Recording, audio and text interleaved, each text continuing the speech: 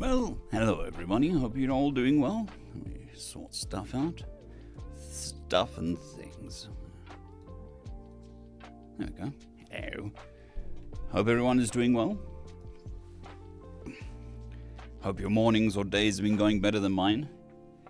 Started off with a massive sinus headache and hay fever off the charts, and then I spilled coffee all over my table, almost burning out my amp and electronics on my table, so that was good.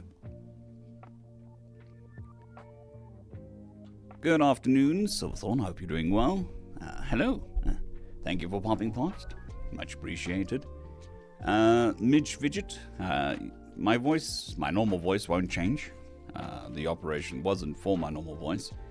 It was for the upper range of my voice, which is where I don't talk for a lot of times.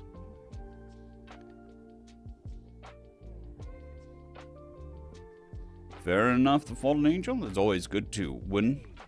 Because you take over the world. Taking over the world is a good thing. So, yeah. The operation shouldn't really affect my normal voice. It is a little bit lower. Not much. And it should affect the consistency. And it should affect my upper range.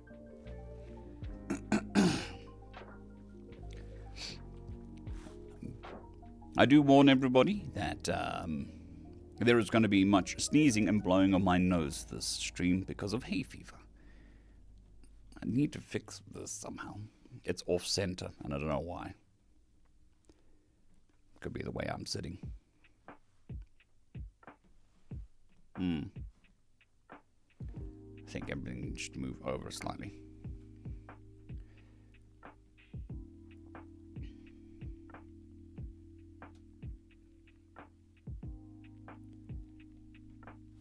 Alright, so I'm just waiting for people to stream in, and then we'll get to recording.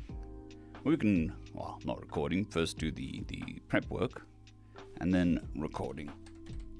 Which reminds me, I do need to open up the correct stuff.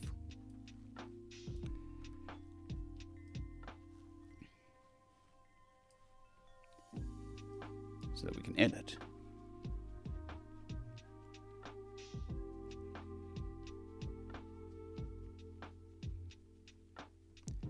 Jeremy, yeah, I mean, it's gotten worse since the sinus operation, which is because they opened up the sinuses, so there's more sinuses to be affected by stuff. But it does mean that my sinuses drain better, which means hay fever doesn't last as long.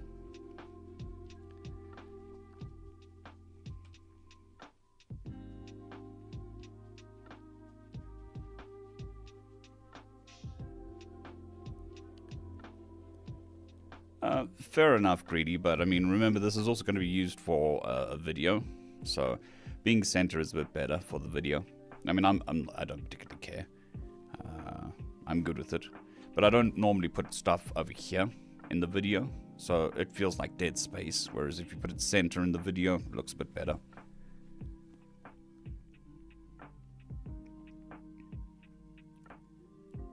Good morning, Brian, Gene, Jeremy, Greedy. Or you guys? Hope you're doing well.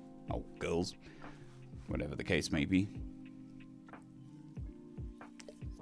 Today we have Red Bull sugar-free instead of Monster sugar-free.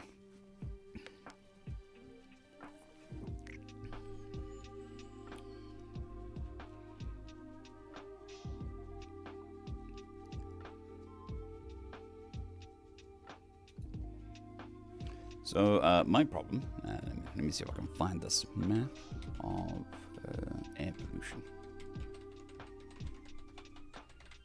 Live map.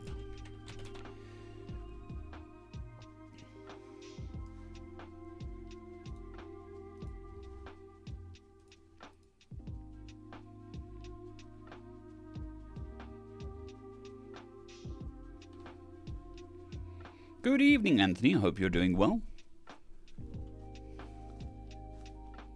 On this fantastical first day of the week for most people. Didn't eat too many chocolates, I hope, because there's no such thing as too many chocolates.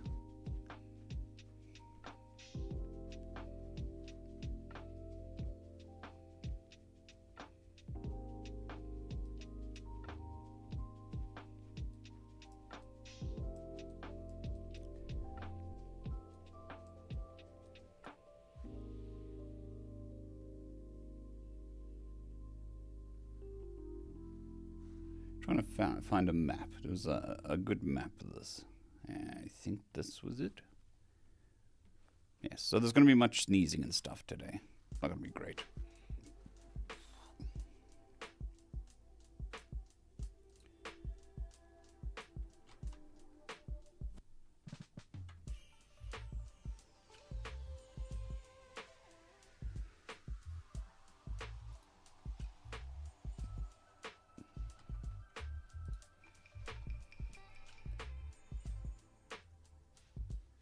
Not a problem, Brian. Not a problem. Don't feel obliged to chat if you don't want to or can't because of other engagements.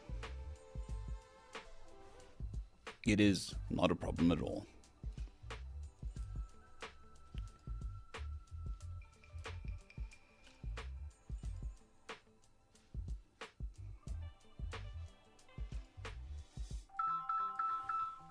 Give me 1 second. I've got a phone call coming through.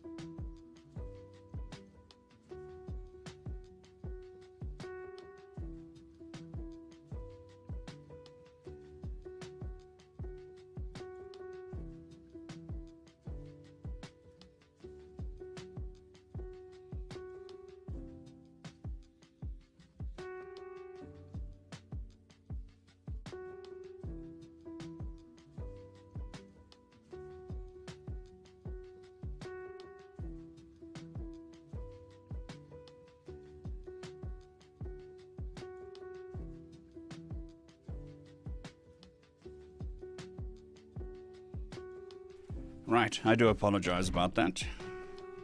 I know it is not great form to take phone calls in the middle of a stream, but I was expecting a delivery, and that was the delivery.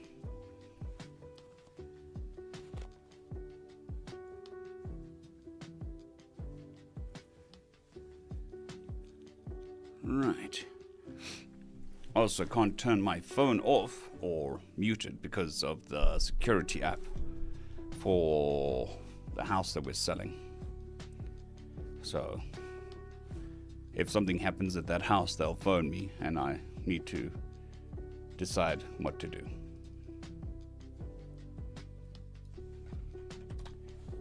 So, yes, bit of a problem there, but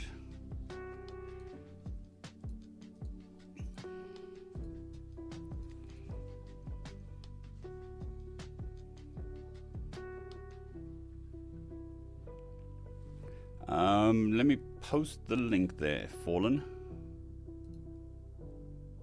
Well, I've actually got affiliate. Managed to get that last week, so that's awesome. I just need to sort out all the paperwork to get money.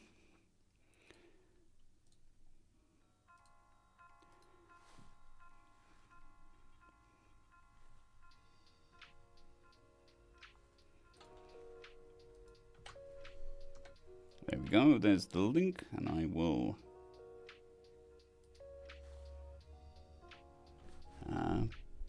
pin that.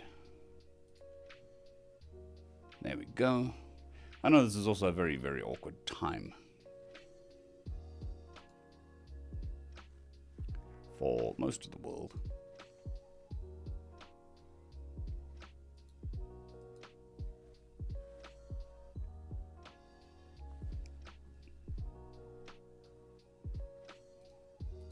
Found a really good map a couple months ago with the air pollution.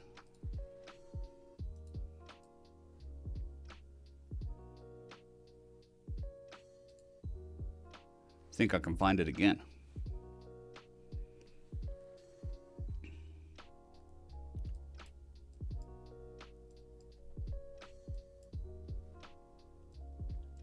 So South Africa has a lot of mine dumps, so it's the excess material from mines.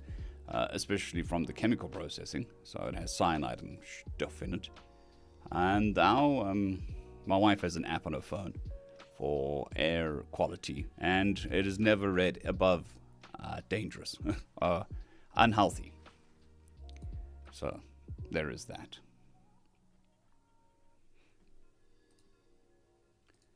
Okay. Not a problem, James, not a problem. Reality always comes first.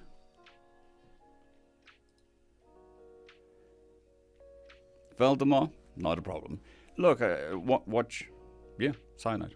It's part of the chemical processing of gold. It's random. Or used to be. I don't know whether it's still the current process. But one of the processes of chemically removing gold from soils and stuff involved cyanide. So there you go. We've actually got pools of cyanide tainted water around. Places you don't really want to go.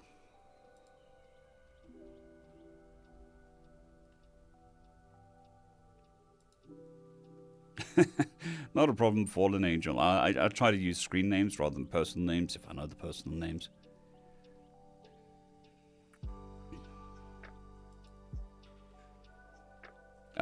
No relation. Aggro is just a shortened misspelling of aggressive, or aggro in computer games like tanks.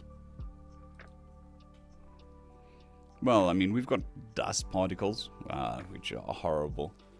Like I said, a couple months ago, I found a very nice map, and we're basically snap in between two mining heavy areas, so all the pollution goes towards us. Not as bad as the mining heavy areas, but it's still quite bad. Most ENTs in South Africa work on sinuses and throat because of pollution.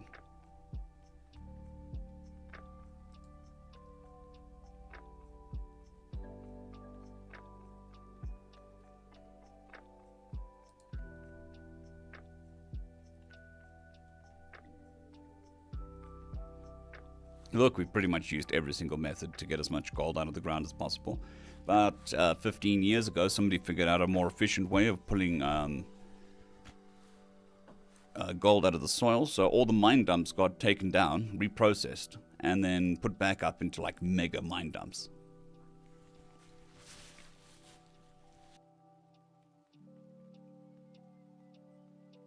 Sorry about that, meant to mute. Good evening, Argo. Oh, sorry, Talk. I hope you're doing well. My day's okay, except for the hay fever. So, I mean, the concentration's going to be a bit shot. I've taken a bunch of hay fever medications and the like. Let's see. The delivery. Knife? Knife. I don't know the policies on showing knives and stuff on stream, so I just won't. Let's see what the delivery... Oh, I know what it is. It is a Magic the Gathering card. That's what it is.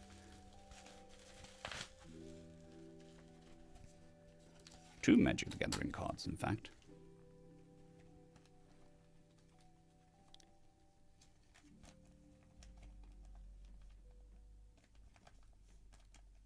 Yeah. Hey, Viva. Nice to see you again. What did we get? No, it was one card. Just, Oi, camera. Pay attention. Khan, the Great Creator. Foil. There we go. Nice. Addition to one of my decks. As he promptly drops it on the floor.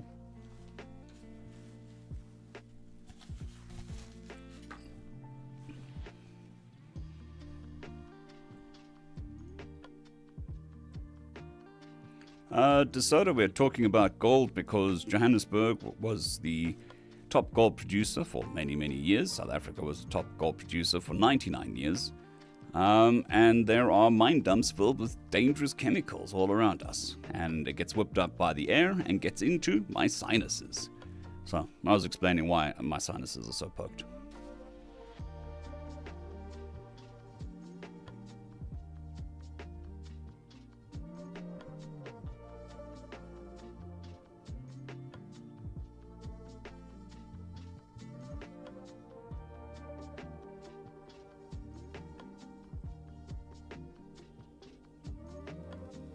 Oh, I know there's several YouTube channels dedicated to pan sifting gold, I think it's called, where it's legal. In South Africa, it is illegal. You can't even mine gold on your own property. We do not own our mineral rights, so if there's oil or anything found on our property, we do not own anything from it. We cannot mine it, we cannot do anything about it, and the government can come in and just take our property and sell it to a mine. So that's nice.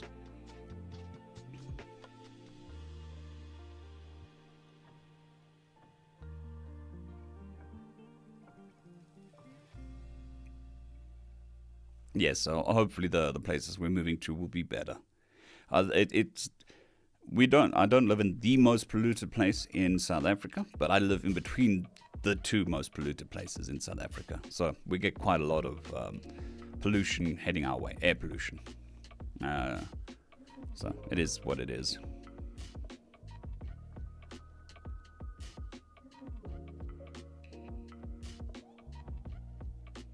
Blender 7, this is live, 100%. Thank you for joining us this morning. Well, morning for me. Hope you're doing well. South Africa had the mother of all gold rushes. We had diamond rushes as well. So, if you're interested in that sort of thing, look up the Kimberley hole. It's the largest was the largest man-made hole, handmade hole, in the world for a very long time. Good evening, or morning, or afternoon, Fubits. I hope you're doing well. Well, I'm glad you're enjoying the content, Blender. It's means a lot. Hope it helps keep you entertained.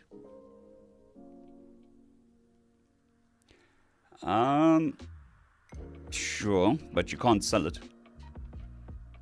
If by some chance you sell the gold to somebody, then they don't report it, they will go to prison. So your gold buyers, so pawn shops and stuff, if they don't report gold that has just dodgy gold, they'll get put in prison. So there's that.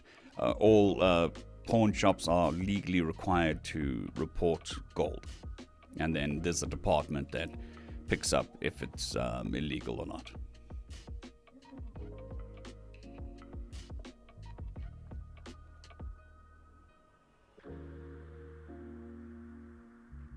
Well, this isn't a provisions thing. It's a legal thing. You cannot buy, as an individual, the mineral rights to your property.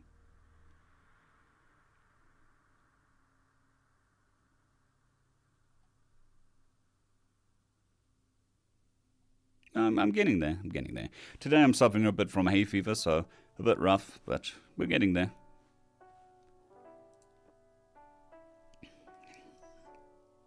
No, not that song.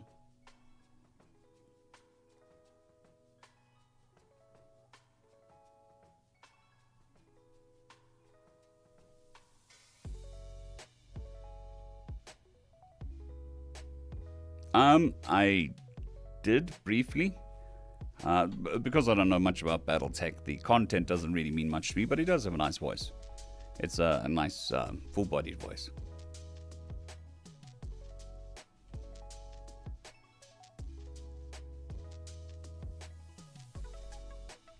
All right. I think we've got enough people. We can start working.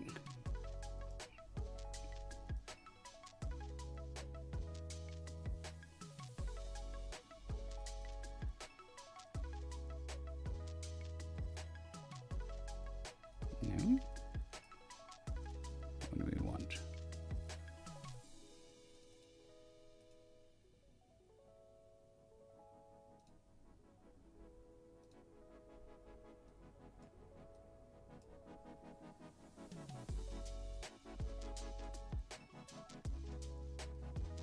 Nope, I want to move that.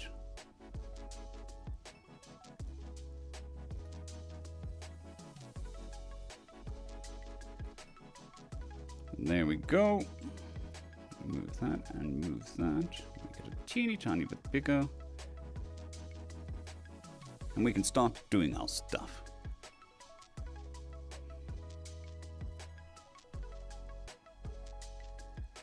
Fair enough, James. Fair enough. I mean, for me, this is we're going into winter now, so there's a lot of dead matter, plant matter in the air as the stuff dies.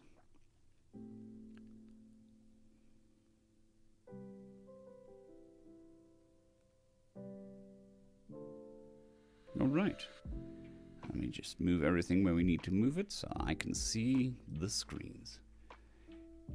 Chat, you're moving over to the second screen. I hope you understand. Actually, no, you're not. You're moving over there. I did do this yesterday.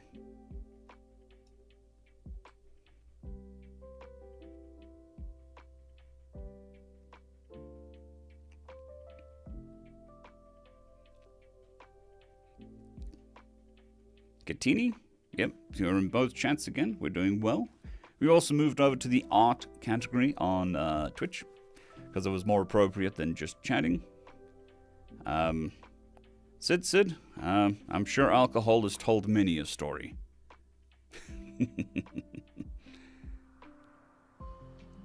No, chat's on the first screen. All the other stuff's on the second screen.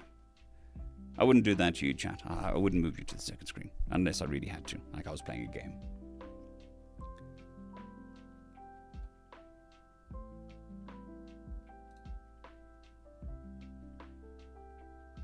Well, I already take, as one of my nighttime meds is a anti-allergy medication for hay fever. But that only works so much. If the stuff in the air overwhelms the sinuses, it still overwhelms the sinuses. Not much I can do about it. With energy. Right. So we are doing 2 stories today. Same as yesterday. 1 video. I haven't read these, but they're both by authors that I have done numerous stories for, so I'm pretty sure that it won't go against TOS or anything like that.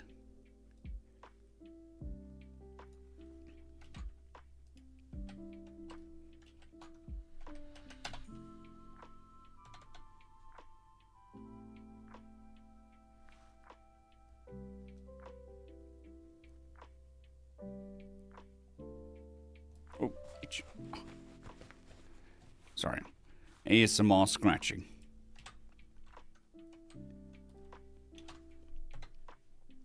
No. Unformatted. Yes, that works. Right, everybody's seeing what I'm seeing. We're good to go.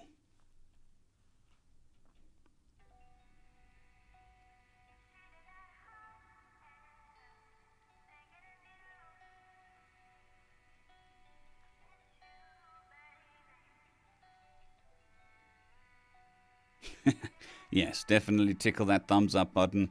It is lonely. It's first work day of the week. Yeah. It wants to be happy when it goes to work. It's a bit lonely. Tickle it. Tickle, tickle. It'll definitely make it happier. Yes, get to see the sausage being made. It's a lot less impressive, I think.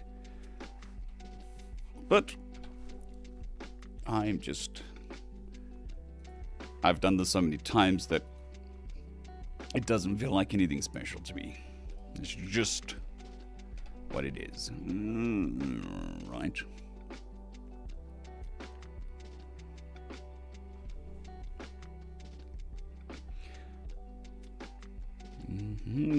Busy reading to see to assign voices. Right. Okay, so he seems to be, from the first few lines, this guy seems to be a bit of the snivelly voice, so we're going with M4. Over there, Limbun, M1 over here.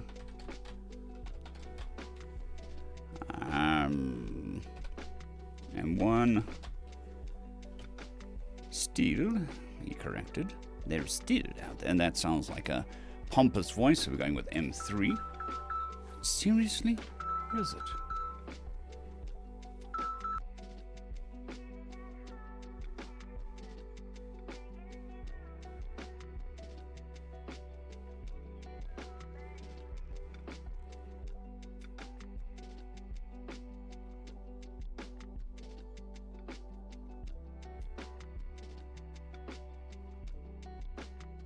Spam caller. Very, very annoying. Okay, so what is the jacket that I wear in the vids anyway? It is a modified safari suit. It's a custom jacket I had made. Safari suits are...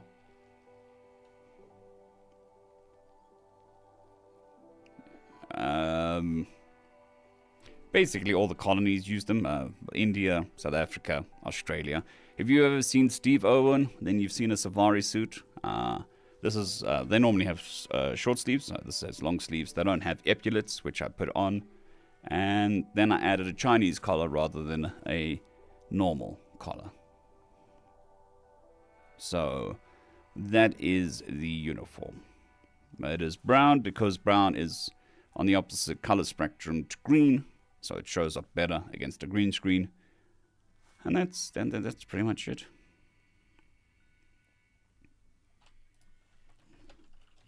M4 for snivelly voice. M4 again, more snivelly voice. M1. Yes, not a suit collar, more like a button-up shirt collar.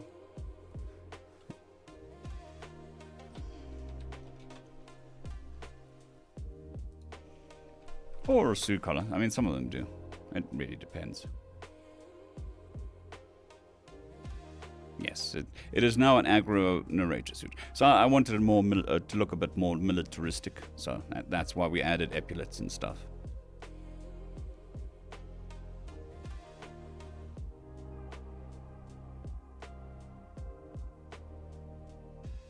Yeah, I mean, it's got inspiration in military, but it's not a military suit.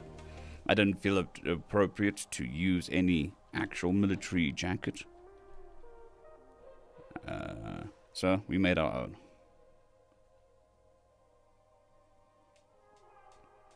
But I am probably going to have to get a new one made, because this one, although it's nice, doesn't quite fit as well as it should.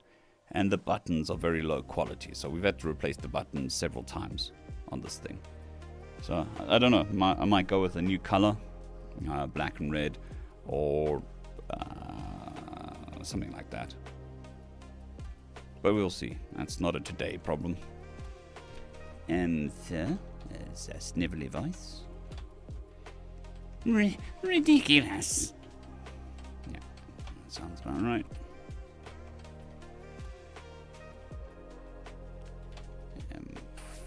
What is he responding to?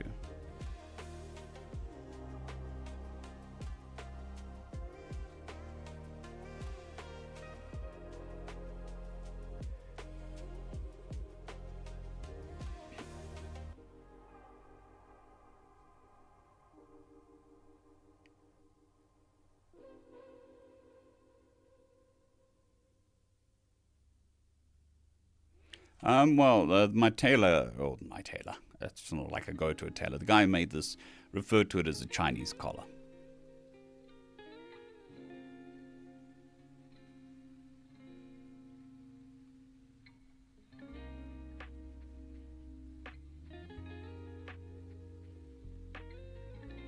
Could very well be. Well,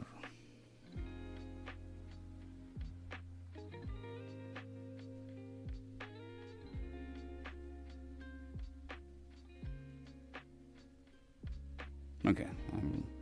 Snivelly voice, the other supervisor. I'm gonna think that this is the... Oh, no, that's not what I wanted. No, 3. We did make him M3, didn't we? Yes.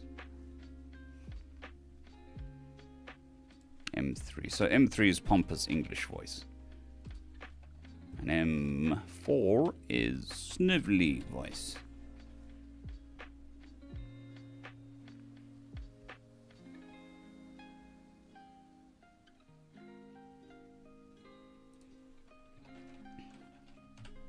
M3.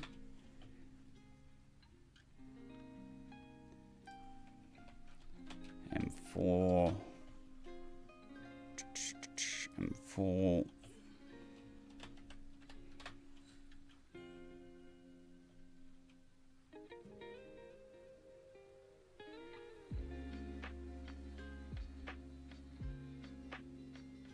Nope. That's the end. M1. M1 is just my normal voice.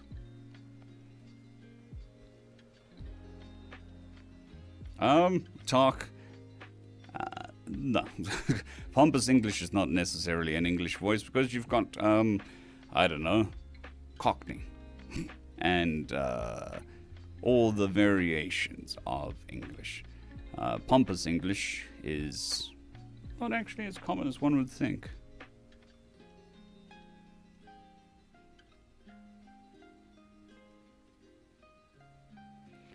Greg, I'm not sure. We're way behind on a lot of series, so it'll definitely be way in the future if I do.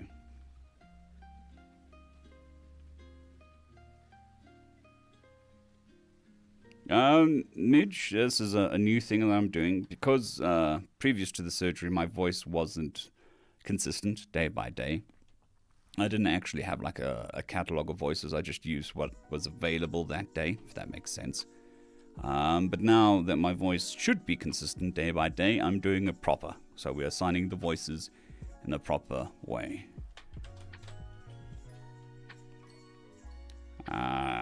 Narrators of books usually use color markers, but my teleprompter doesn't do color, so we use code words.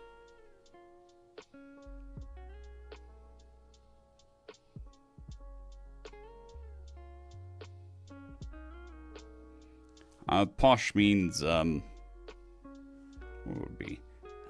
Upper crusty. Rich.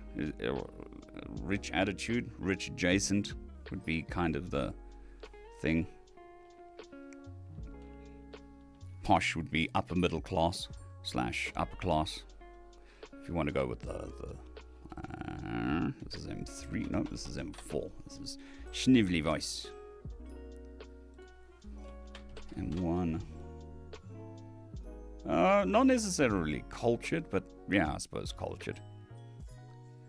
You normally call things posh that are, I don't know, like salmon. You'd call posh because the average person doesn't eat salmon because it's expensive.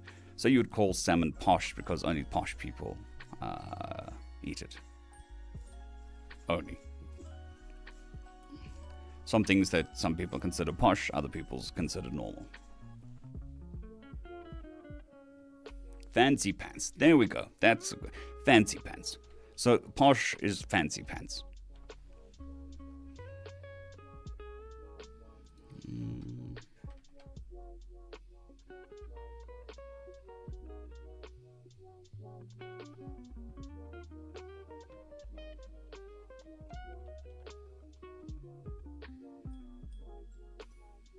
Yeah. That's very true. So, I mean, in Alaska, I'd imagine it's not as big of a deal as anywhere else because of all the shipping and expenses. Oh, we got a human voice. His skin was smooth, even most humans in the event. Skulls, but none such an evidence. Supervisor? Oh, what voice are we going to give him? I'm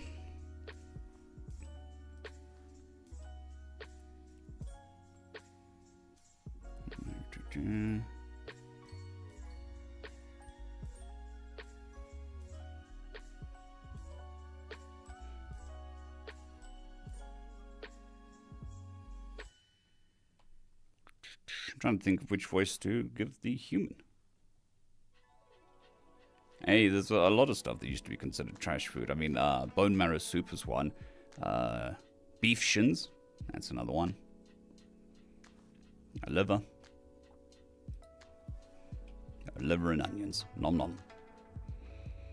Supervisor. I think we'll go with that one. Which will be M10, which is a newish voice. And some Americans may be a bit upset with it because it's called American Low Central. Or Supervisor, which is not 100% American because, you know, it's close enough. How may I be of service? 10. I don't want to make a Cockney because I used that. This is M3. This should actually probably just be M1 deep or M1 adjacent.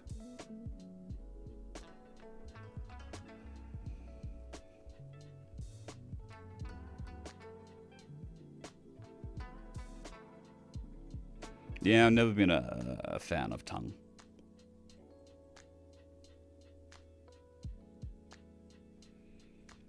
Supervisor.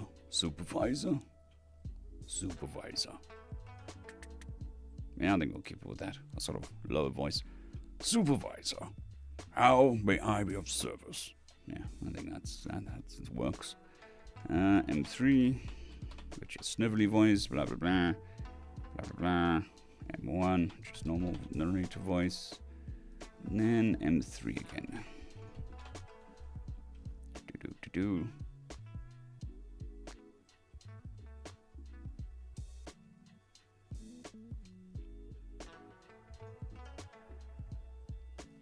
It's got a very weird texture talk. It also has to be very prepared in a very specific way.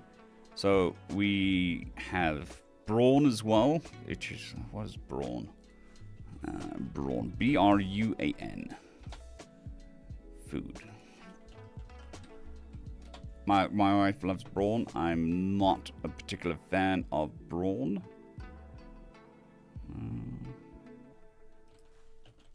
It's basically just, I think, a bunch of meats put together. Brawn. I might be spelling it wrong.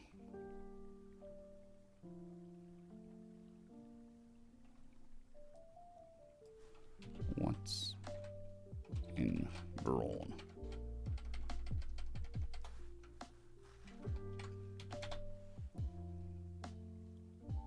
Nah, it's not bringing it up.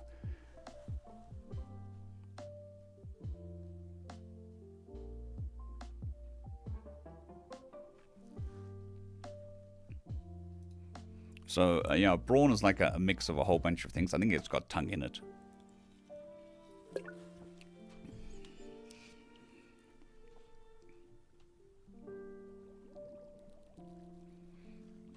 Look, I mean, the difficult thing with accents is it's difficult to maintain because you always try, your body tries to default to natural. So there's always that. And if you force your body into a new natural, that'll just be your new accent. So a lot of actors have a problem that if they learn a new accent and use it for an extended period of time, it changes their normal accent. For me, for instance, I have a more Americanized accent now than when I first started. Now, obviously, it's not American, but I use more American words. Like saying 1500 instead of 1500. M10.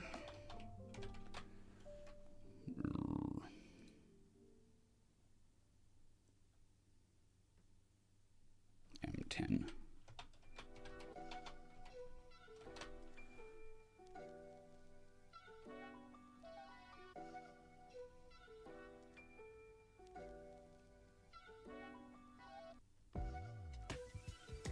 Yeah. Brawn also does mean strong, but the spelling is different.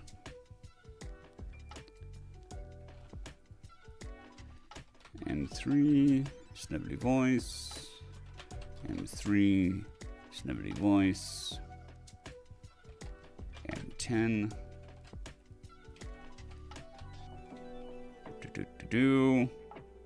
Blink, blink, blink, blink, blink. M3.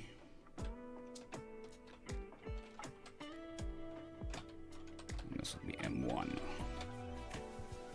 And then M3 again.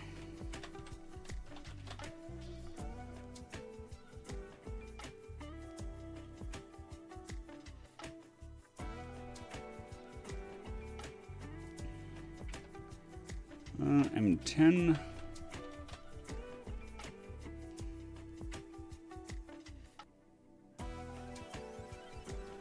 M10.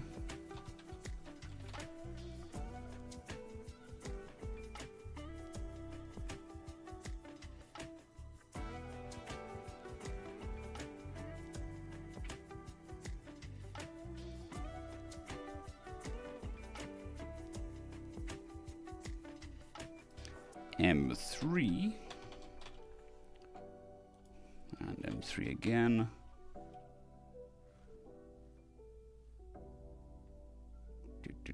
That's M1.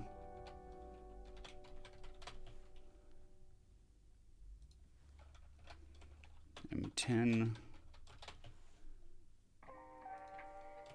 M3. M10. This is a marvelous place.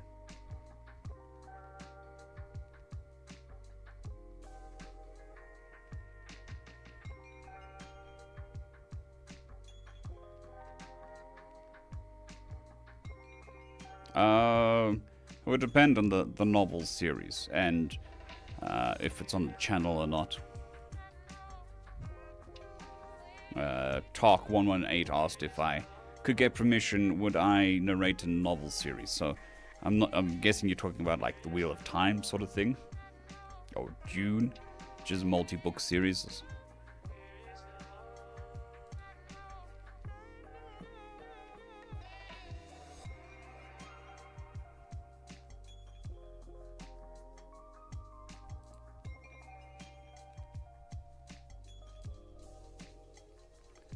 M10. Ends, and that's M1. M10 up there.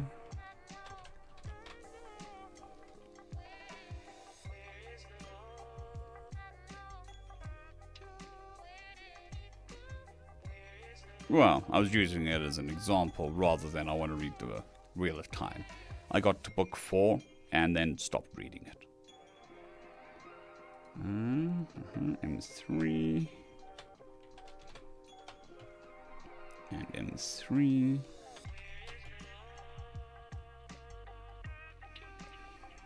M10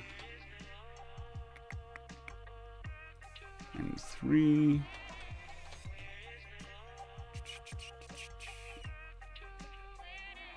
M10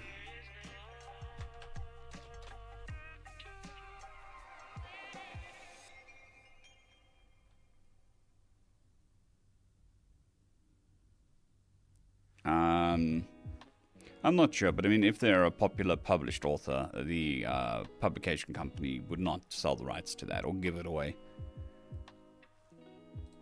I mean, remember, I did 500 chapters of First Contact, so that's equivalent to 15 10-hour audiobooks.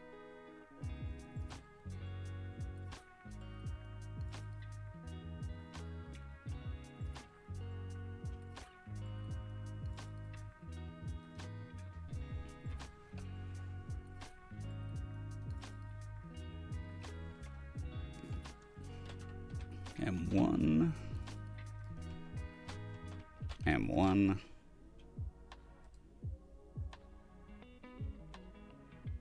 Ooh, we're back to the snooty voice. M3. Is it M3? Snooty voice. All of these are wrong. Yeah. This is M4, not M3.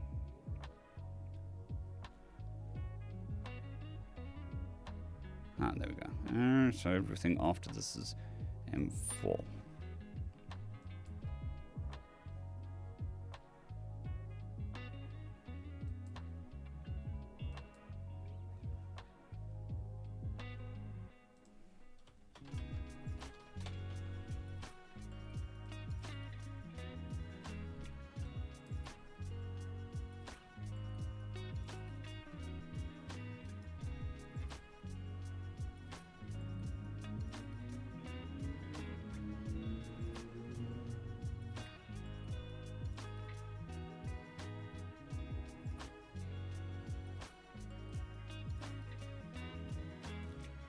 Yeah.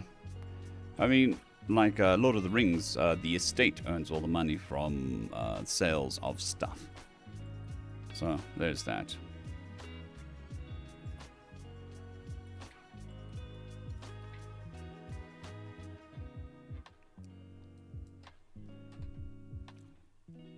Do-do-do. Do-do-do. Snivelly voice, snivelly voice. Snivelly voice. Snivelly voice. M4, snivelly voice.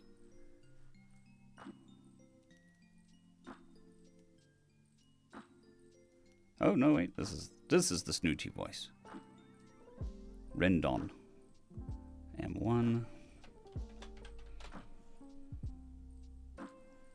M3, snooty voice. M3.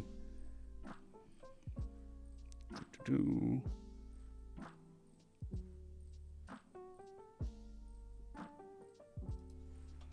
M4. 4.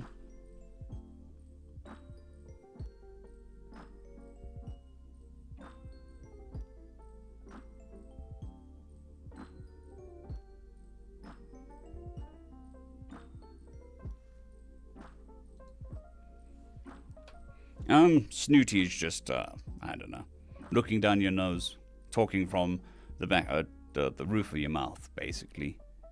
And then, punctuating things like you are an idiot. Yes, you do not understand the intricacies of what I am trying to tell you. Now, that would be a snooty voice. M3. M3.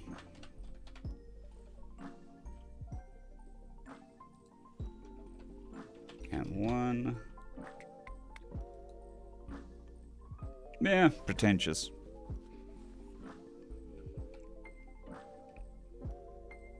I mean, the code words I use to remember the voices doesn't necessarily have to relate to reality. It's just as long as I know what I'm talking about. It's really the only thing that matters.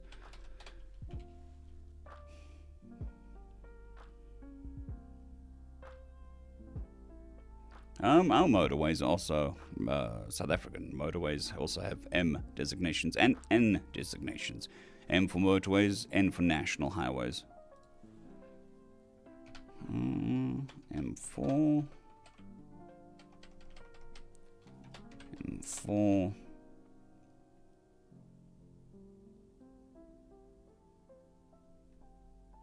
And M1. All right. That is the code done. The super secret code. Right. Very much, I reject your reality and substitute my own.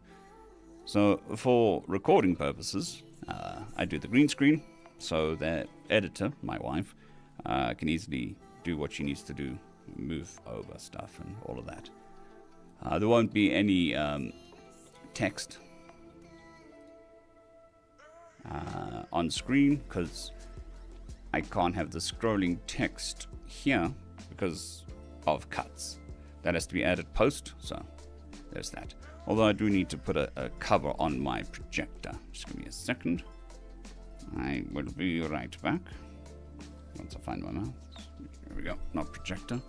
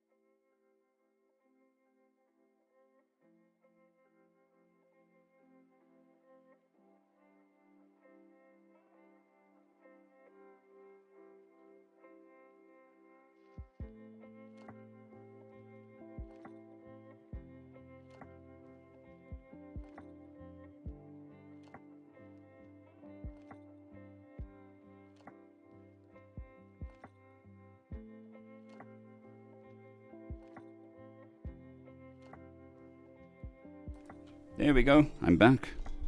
I was talking to myself, which is, not unusual, really. Yeah, I just needed to put a cover over my teleprompter, otherwise I couldn't read it.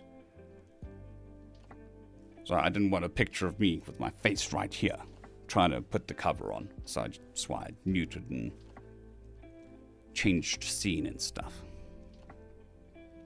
Alright. Move this over here. We can open up Audacity. Right.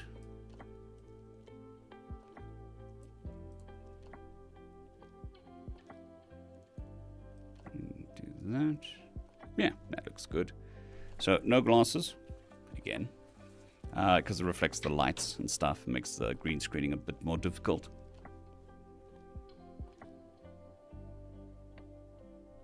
Yeah, I mean, it makes me laugh as well, because it's my exact sense of humor. Alright, on to the story. Greetings, ladies and metalgents, and welcome to this latest edition of Tales from Outer Space, where I take stories from across the internet and read them for your entertainment. Do you want to see me making these videos? Then join us for the live streams daily at 10 a.m. 10 a.m. GMT +2. Hope to see you there. We're live on both Twitch and on YouTube. Anyways, on to the story.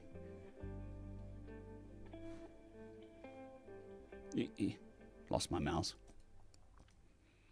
Mandala, written by T. Marcos.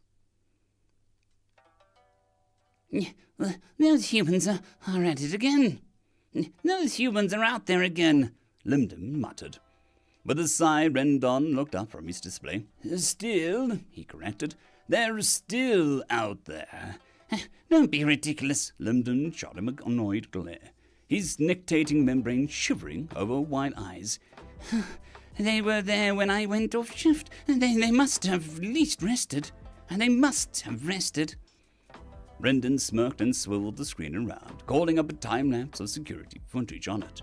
4 humans wearing vibrant orange and yellow robes were hunched. 4 humans wearing vibrant orange and yellow robes were hunched over a small patch of flooring in the secondary market. The crowd parted around them like water, clumping to watch for a brief time before wandering off on their business. All the while, the 4 brightly clad humans remained. The only visible motion was the rapid, precise movements of their hands. Ridiculous, Limdom scoffed. Even humans would be in discomfort after that long. The other supervisor chuffed out a quiet laugh and swiveled the screen back. Don't tell them that, he said. If you're so concerned. Sorry. Tell them that, he said. Tell them that, he said. if you're so concerned. I will. Linden got up. Yet you're still talking. Yet you're still talking to me. A mistake I keep making. I won't be long. Linden ducked under the office single door. The noise of the station pressed upon him as the door hissed quietly aside. Distant conversation and the motion of 1,000 of varied feet blending into a low roar. It intensified as he drew near to the market. There, it was a merry cacophony, enough that they'd have to make accommodations for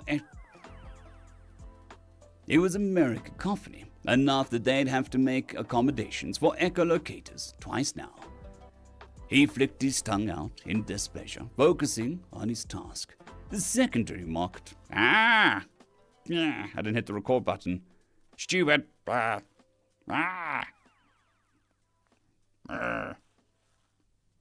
try that again, from the top, because I didn't hit the record button.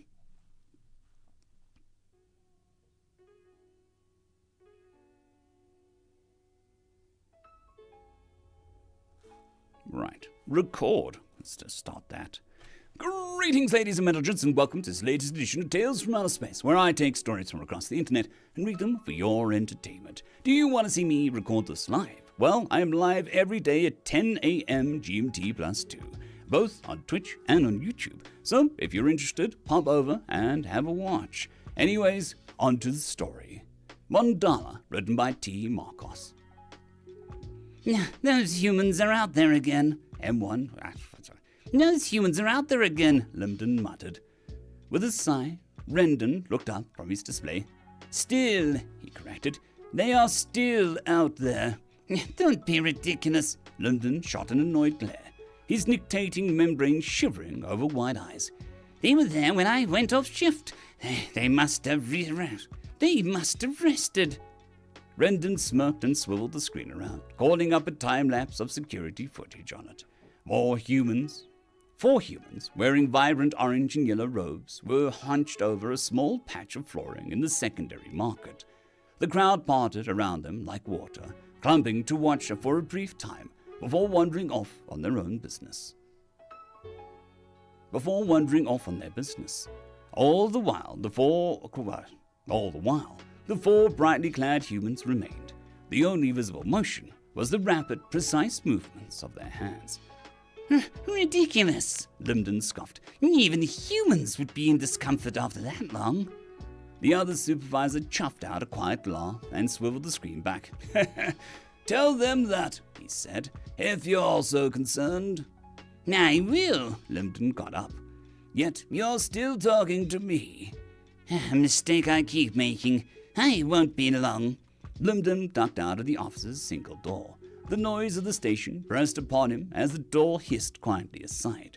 Distant conversation and the motion of thousands of varied feet blending into a low roar. It intensified as he drew near to the market. There, it was a merry cacophony, enough that they'd had to make accommodations for echolocators twice now. He flicked his tongue out in displeasure, refocusing on his task.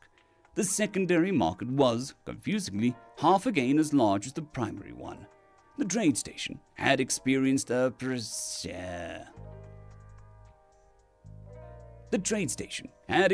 precipitous growth since it was built, and now served as a nexus for most species in the region to meet, discuss, and rob each other. Linden's job was to make sure that was at least accomplished with contracts rather than coil guns. Among other things, he flicked his tongue again, quickening his pace. There was a small crowd around the seated humans now, silently watching them do whatever it was they were doing. Linden shouldered his way through the mob until he could get a better look at the four. They each had a long,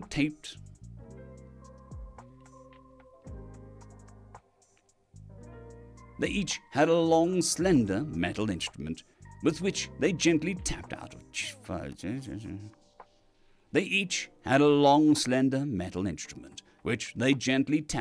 fine, colored sand upon the decking. They were the most of the way through their intricate image of some sort, depicting a geometric circular design with impossibly rich detail. It It put a hitch in Limden's step for a moment. They had made that out of sand. What were they planning on doing? Spraying it with fixative on his decking? Limden arrived just shy of the nearest figure and reached out to tap the human on the shoulder. Station administrator. Station administrator, Limden said gruffly. The human looked up at him. His skin was smooth, even across the top of his head. Most humans Limden had met took great pride in their hairy skulls, but none such was in evidence here. His eyes crinkled, mouth curved, and he rose with a smooth motion to stand before Limden and above him, much to the supervisor's annoyance. "Supervisor," the human said, inclining his head slowly, "how may I be of service?" Traffic in the market has been disrupted by your activities, and for far longer than we anticipated. Limden stepped back so that he wouldn't have to crane his neck to glare. I understand that you have some dispensation for cultural exchange.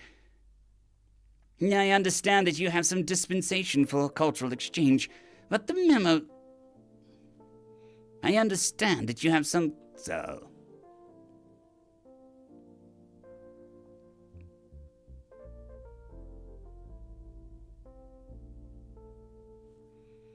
I understand that you have some dispensation for cultural exchange, but the memo said that you'd be performing a public art demonstration. It would have been courteous to mention that you'd be accomplishing this task by the slowest conceivable means. The man's face remained fixed in a polite smile.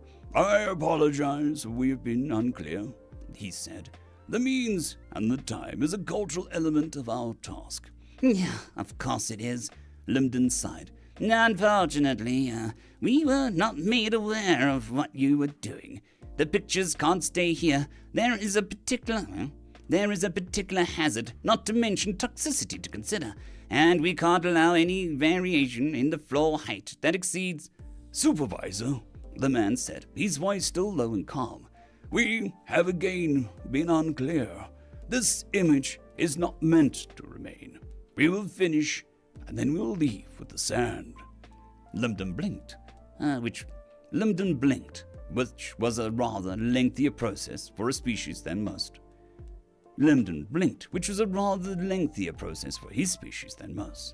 After a moment, he looked askance to the picture. "How?" he asked. "You can't move that without damaging it." "We will gather the sand with a brush and place it in a container," the man said, still with that infuriating expression of calm. "The image was never meant to be anything but here. The image was never meant to be anywhere but here. When we leave, we will take the sand to Tucson 1 and pour it into a river on the northern continent, so that it can flow and spread with the water." Why?" Limden asked. "You're sitting here disrupting station activities. Far better part of the 10 duty cycles, subjecting yourselves to severe strain, and all for no benefit whatsoever." The man's face changed, finally his mouth smoothing and his eyes opening a bit wider. They looked down at Limden. Limden felt uncomfortably observed in that moment, and resisted the urge to take another step back. "You are proud of this station," the man said. Limden's scowl returned. "With reason." "Of course. It is a marvelous place." The man inclined his head again. "Built by thousands, home to thousands more. Skilled people like you, who dedicate themselves to making sure all its parts work. Yet you will not be here forever." The man's eyes were fixed, unblinking. "In the grand span of time, the station will not be here. The star, the galaxy, after all, what benefit will it have been that the floors were clean or the halls clear?" "That's not relevant to the present," Limden snapped. "That station will be required. The station will be retired, yes, but it's ridiculous to expect any structure to be permanent on a stellar scale." The man's eyes crinkled again. "Of course it is. Yet we build our cities and our ships. We live our lives. There is little more benefit to that at the end than what we do with the sand." You could be doing something productive, something useful. Linden wanted to say more, but words were eluding him. It was unexpectedly challenging arguing with someone when all they did was agree with you. The man looked down at the picture, then turned back to Linden with a sly grin. Something that would endure? He asked. There was a long silence. Linden said nothing. The human smiled. A short while later, but longer than he had intended, Linden returned to his post. Hey, Rendon said, tapping his screen. I saw you talking. They say anything interesting? Linden lowered himself into a chair. Not really. One of the screens on his workstation was dark. He saw its reflection in it, marred by the sight of a film of dust across its surface. On one corner, the thermal cycling had caused the laminate that ran. On one corner, thermal cycling had caused the laminate that ran across the screen to separate slightly, rippling it. He reached out and rubbed it gently, to no effect. Oh, that needs replacing. Oh, that needs replacing, Rendon said. I mean, maybe. It cut out a while back, and I don't think that it was anything more than a secondary readout. Maintenance will get it in a few dozen cycles. A moment later, a moment passed. Linden's fingers stayed resting gently on the screen for a moment longer. No, he said. No, I'll do it. Those screens are a real pain to swap out, Rendon warned. A lot of little fiddly connectors to hook up. Just leave it for the techs. Linden didn't reply. He looked at the console, at the lines of it, the gentle sweep of the metal with its glowing inset panels, at the scratches along the side, and the part where the housing was pulling away at the corners, at the hundred imperfections that he had left for one hypothetical maintenance cycle or another. They never fixed everything up, though. It all breaks eventually anyway, Rendon sighed, turning back to his own workstation. It does, Linden murmured. It does. But he let his fingers fall from the panel and started requisitioning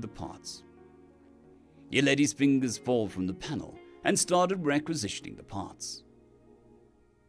End of story.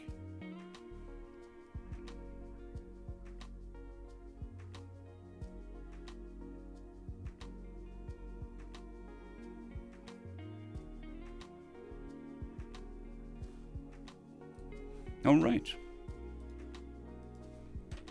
That was story number 1.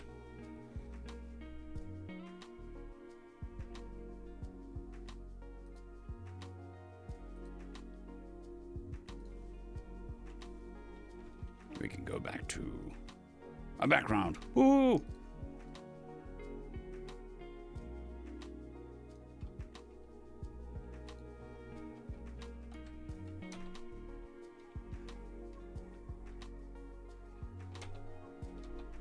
I think he's starting to understand what they're talking about. The permanence of impermanence.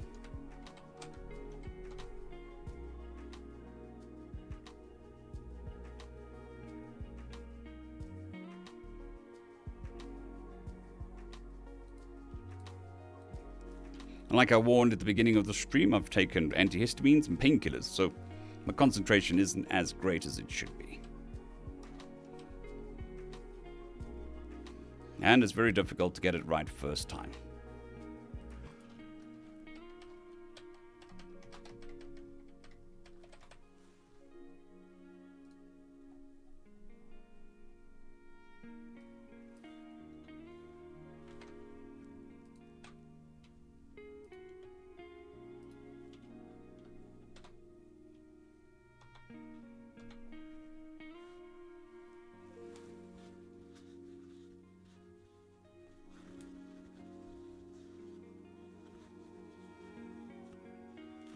Just getting a tissue ready because there's a sneeze brewing.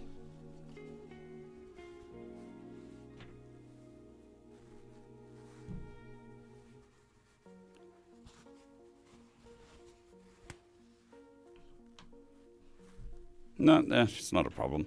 Look, I mean, all the bad bits will be cut out. Some days I am better at it than other days. It's just the nature of things.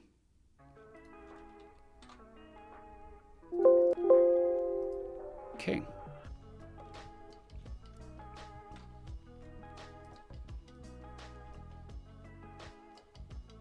I do pay my wife. She is an employee, so she deserves to be paid.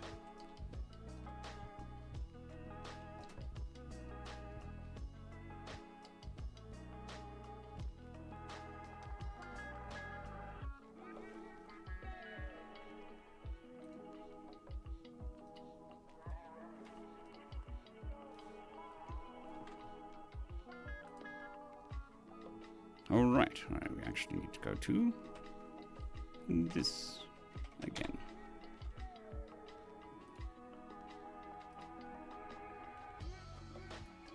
There we go. Story number next.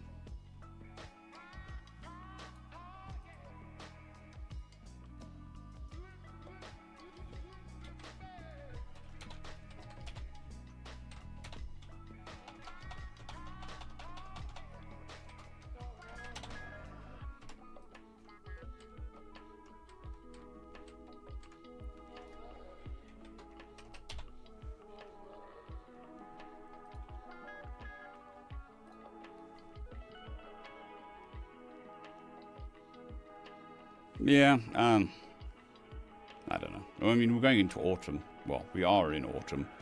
So, it's one of those things.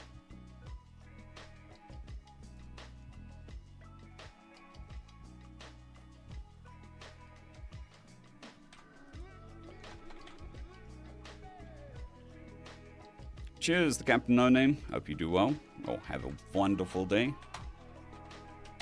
Thank you for spending some time with us. It is very much appreciated.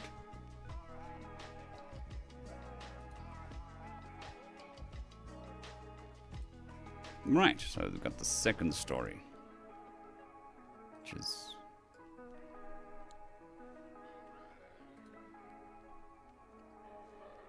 Make the font a bit bigger so people can see it. Right.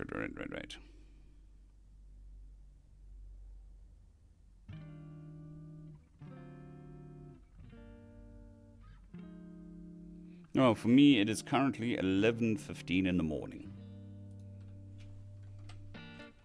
M1, normal voice.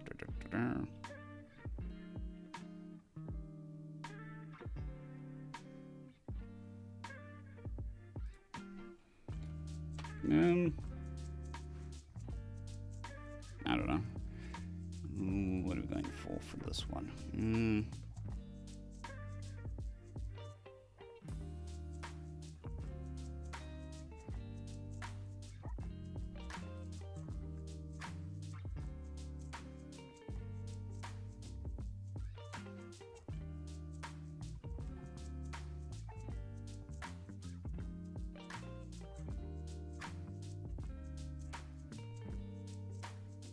I'm not going anywhere. Still got a couple hours left in me. Time travel messes with everything. Damn.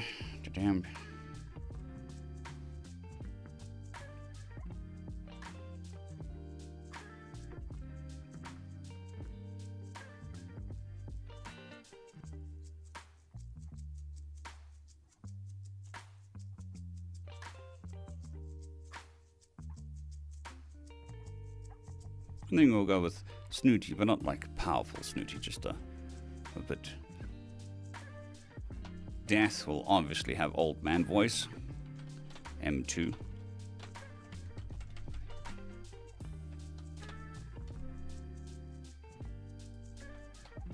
M3.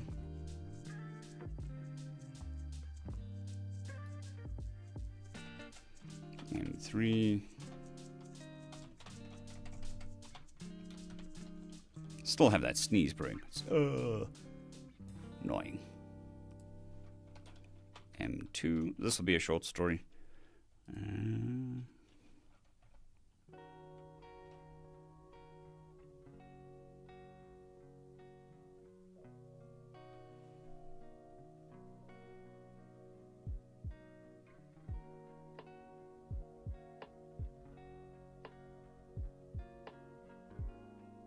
that's M2. M3. Yes, and this is M2 again. That's just a weird paragraph.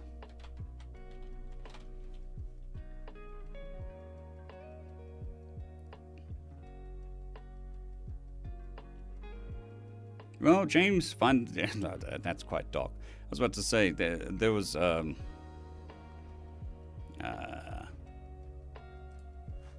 always shooting your car off of a cliff. It's a flying car for a very, very short period of time. And that's M2. Definitely be an old man voice, because it is. M3. Well, yes, he did. Oh, no, that will definitely work. Do. 3. I see. Cool. I think that works. Nice contrast between the two.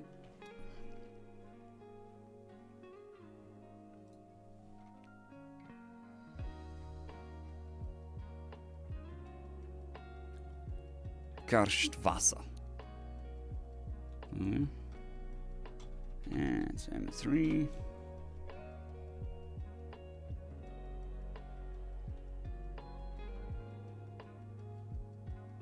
I prefer to have them posted on a subreddit. That way other people can help review it and stuff like that. So if you post it on HFY or another subreddit, you can just shoot me the link and then give me permission on Reddit. That way I can associate your account to the story and make sure that it's the right person asking for giving permission.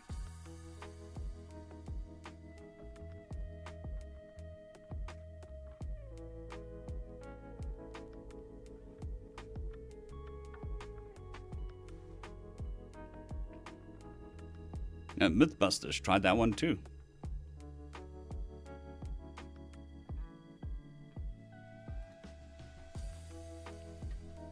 This is M2.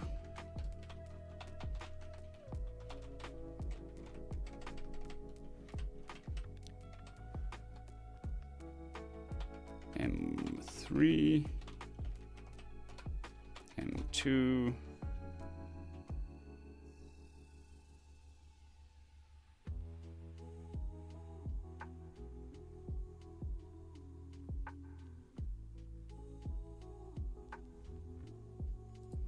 M2.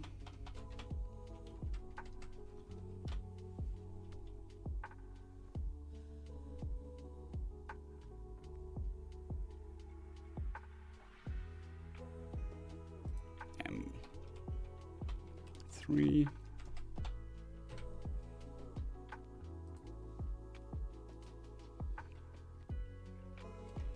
M2. Ziraxi sector, right? Yeah.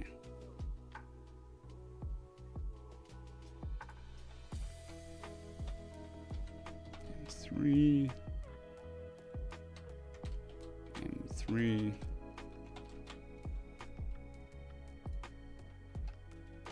M2.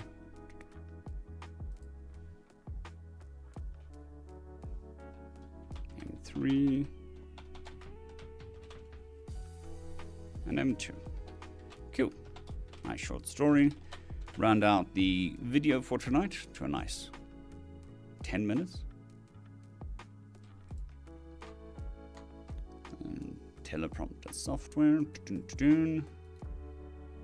Anybody wants to know what teleprompter software does? It mirrors the text, so that when it's shown on a teleprompter, it's the right way around. Right.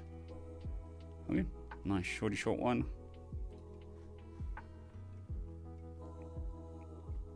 Take a bit of go-go juice.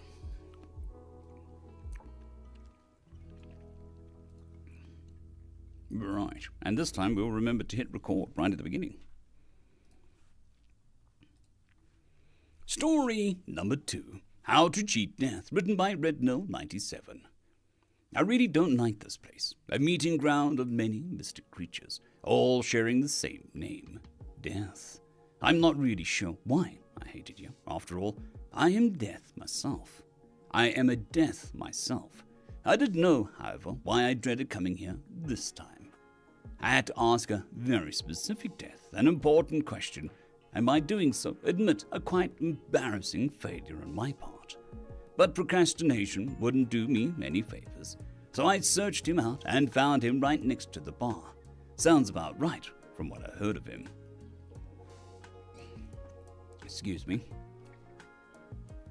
Now, I stood in front of him, a mere shadow of the being he represents, cloaked in tattered black scraps of cloth, his eyes hidden under the shadow of his hood, yet staring deep into your soul, even if, like me, you didn't even have one.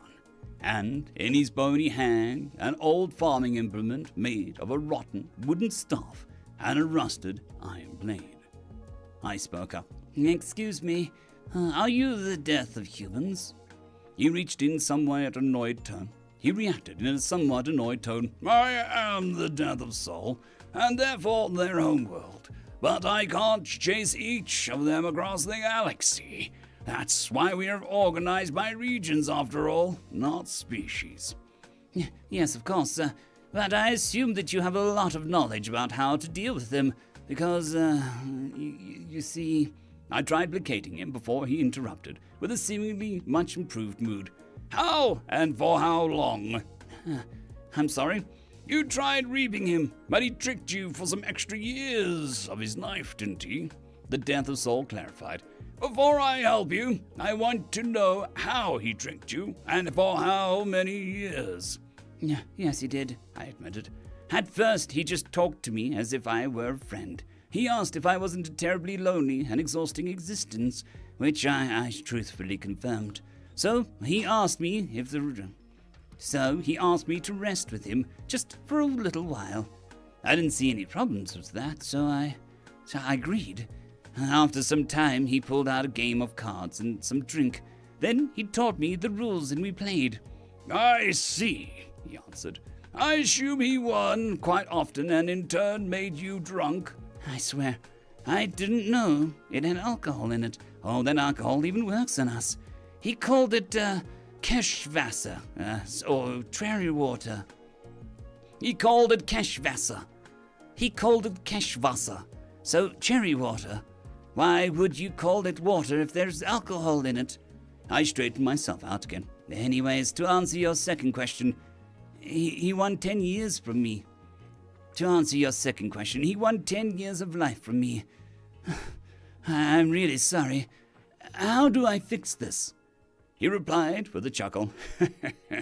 "Cheating at cards and making him drunk off Keshwasser. That's a classic that never gets old." "Wait, what? He cheated?" "Of course he did. The way we perceive the world, you literally couldn't not look at his cards. How else could he have won?" He took my deflated posture as his answer and continued, "And while 12 years isn't that bad, there's no fixing it. Unless he agrees to come with you of his own free will. As for the next time, just be aware of the risk and don't trust humans. Do this and you will be fine." "Damn it, my superior will have my proverbial head for this." The hooded figure remained calm. "No, he won't. He won't. You're Serexi sector, right? Under, what's his face? That weird 7-legged elephant guy." Turlock, Death of Darius," I informed him. "Yes, he's my direct superior. Why?" "Because that idiot let it happen 6 times, for a total of over 200 years of extra time. So if he gives you a hard time, just send him to me. Now, relax, sit down, take this cup, and drink up." "Fine. What's in there?" "Keshwasser, of course." End of story.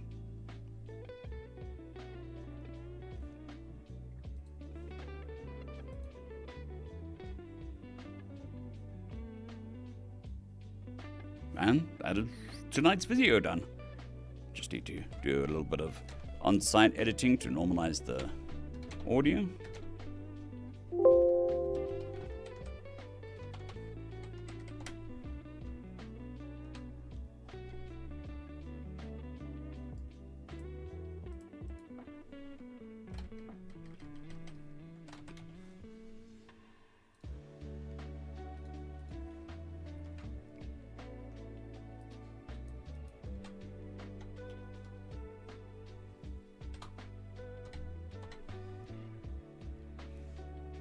Right.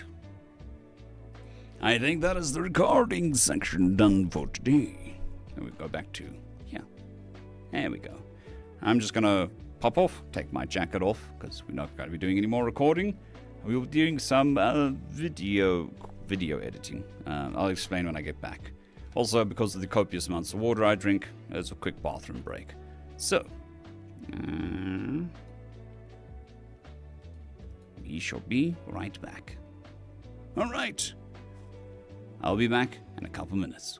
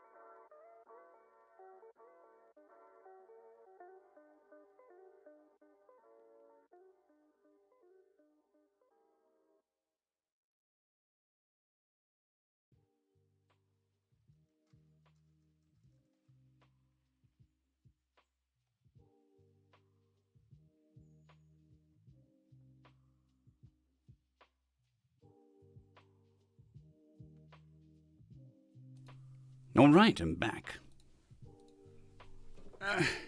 In a normalish shirt.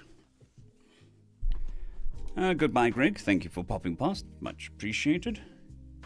Right. So I just need to do some...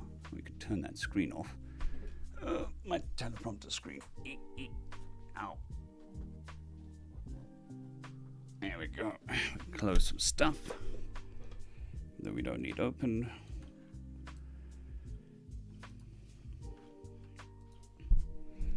So, what are we going to do? Teleprompter software closed. Right. So, other work-related stuff. We need to send stuff off through the editor, which is just going to be some generated images. Then I can start working on the thumbnail.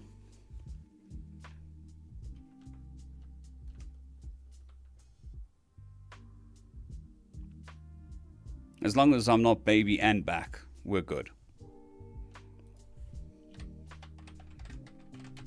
So if anybody wonders where the backgrounds come from, it comes from Midjourney.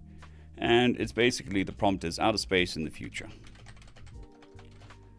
That is, even this background is just outer space in the future. I don't even give it anything more specific than that.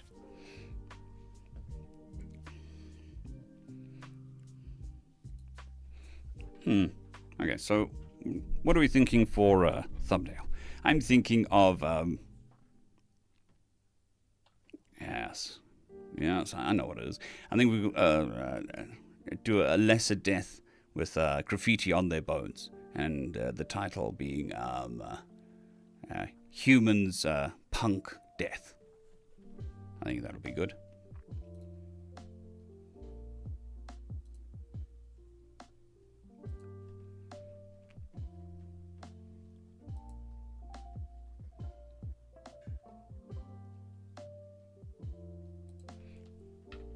Draven, thank you very much for popping past, and it's my pleasure.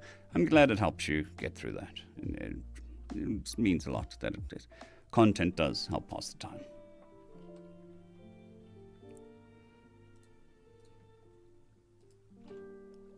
So I will be looking over at the other screen shortly, and then we will just...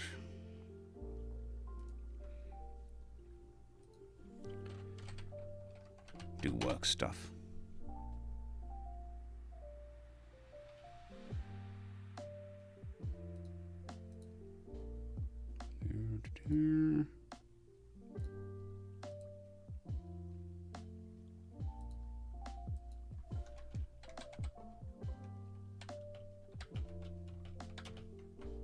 Image 1, 2352-2, image 2.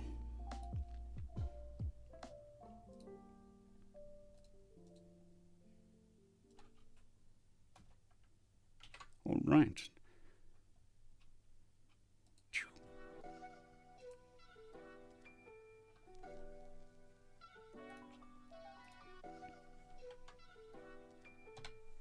Right, and we're going to open up Photoshop,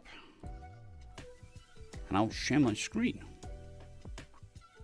Although I suppose I am on the art category in Twitch, so I think if I post me making a thumbnail with AI generated art, I'll probably get lynched.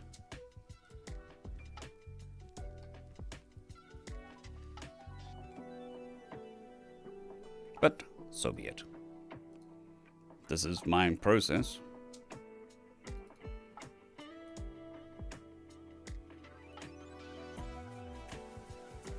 Right, so that's last night's thumbnail.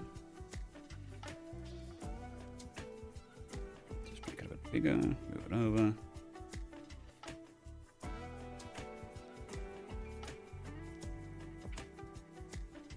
Let's get Midjourney working on the thing. What do I want? I want, imagine death with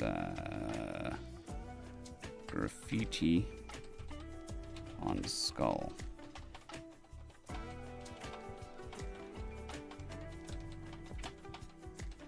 Looking at camera.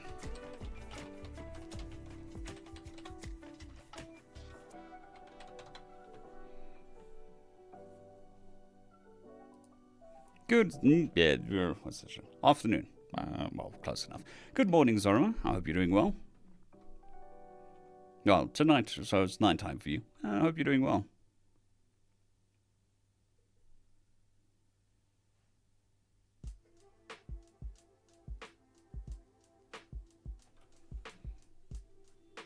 Right, so we're waiting for Midjourney to pop up with something. I may have confused it. Death with graffiti on skull. And a clown nose. Yes, and a clown nose. I think that will be better. And a clown nose. Skeletal death. With graffiti and a clown nose. Yes. typing on phones is difficult at the best of times, especially if you've got fat fingers. And then gloves make it that much more difficult.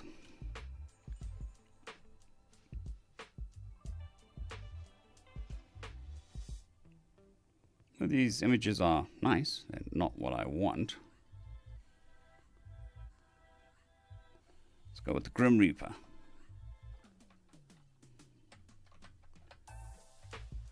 Grim Reaper.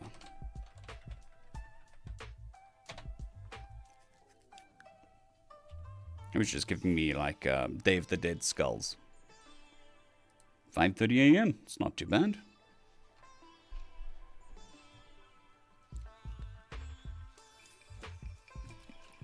Unless you work and you're supposed to be asleep.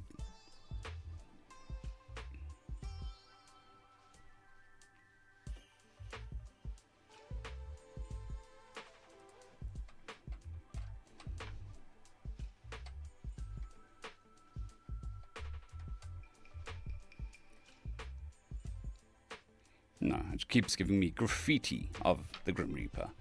I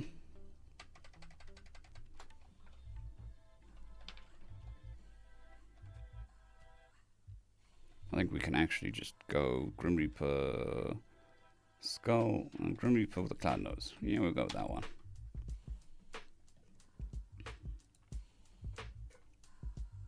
Well, thank you for popping past, Draven. It is much appreciated, and I hope you have a fantastic evening.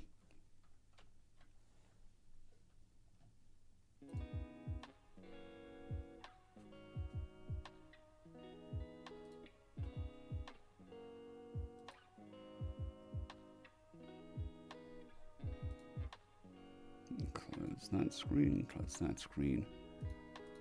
Kill.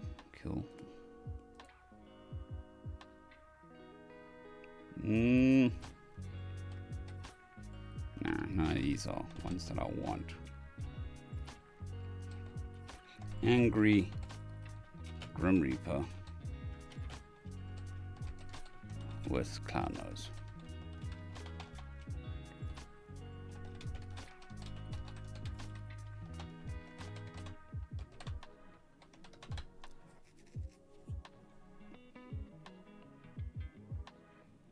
Fair enough. I don't think it's necessarily an old thing, but I sleep at odd times as well, unless I'm medicated.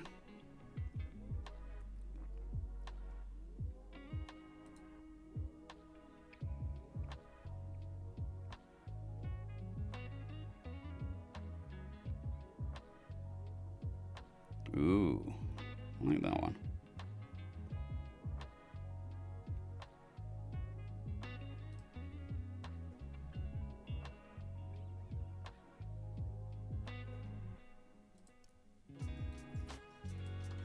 Right, so we can pop this in here. It's a nice Grim Reaper. Probably make it a bit smaller.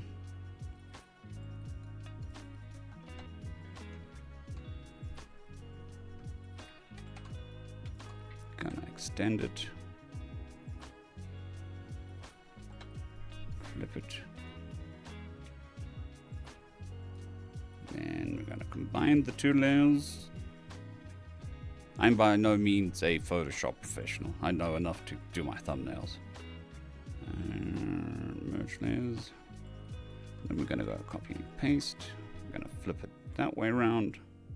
And pop it on top like that.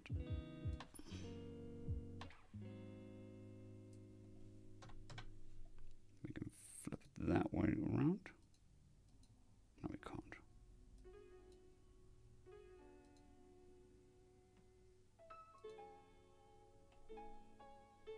Oh, right. I know what we need to do. We don't need to do that. We need to copy that layer.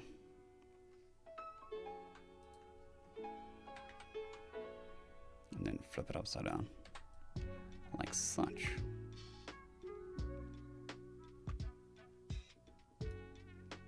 And then flip it that way around. Something like that. Then we shall use the smudge tool, my favorite tool, whether I like it or not. So we are going to probably need to merge these two.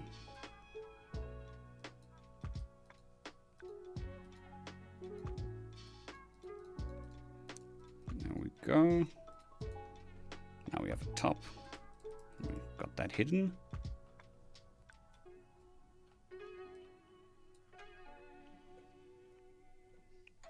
Then we want a clown nose. Clown nose.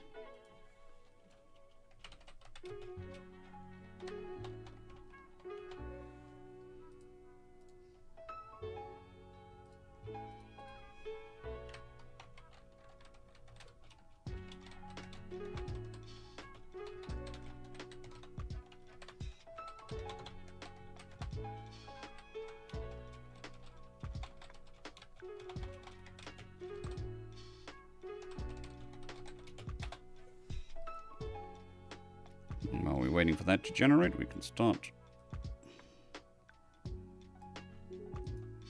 with Death Gets Punked. 2 exclamation marks to get extra attention.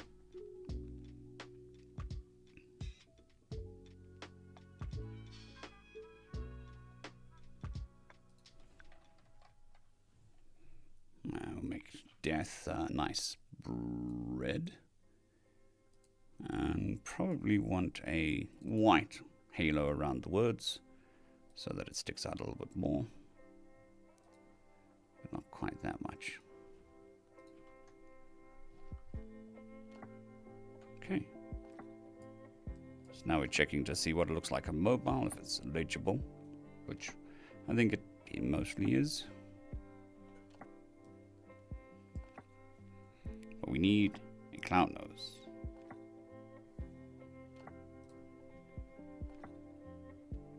Okay, we'll take that one.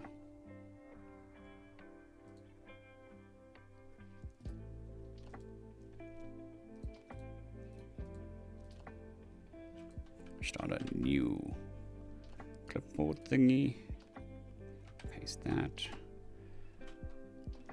We're going to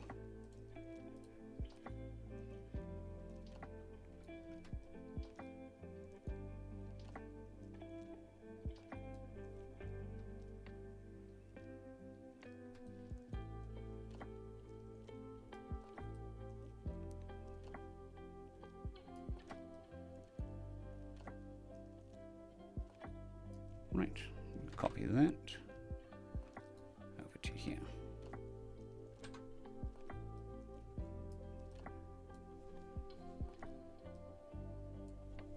Now Death has a clown nose. Not quite round, but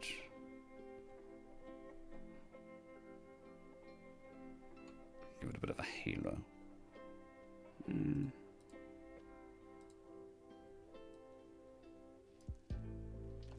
Won't make it. What color?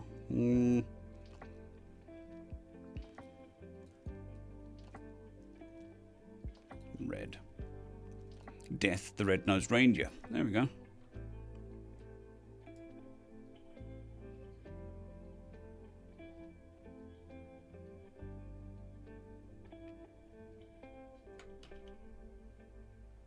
Right. I think that's a solid thumbnail.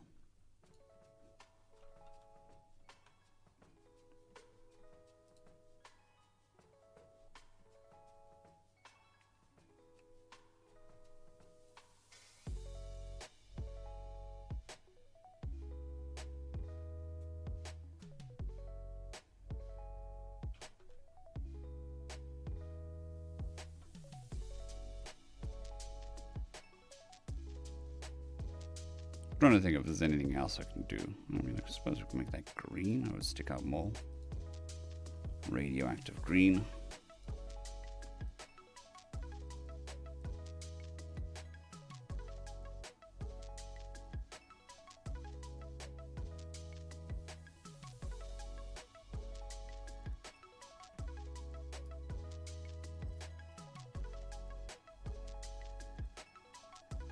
Well, it's probably also the angle of the light source. That looks a bit odd.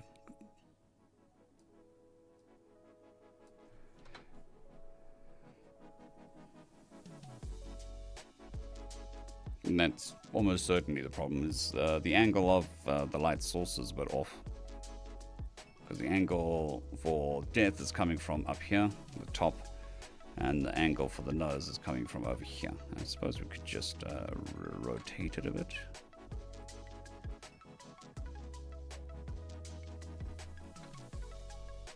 So the light source is in a very similar spot.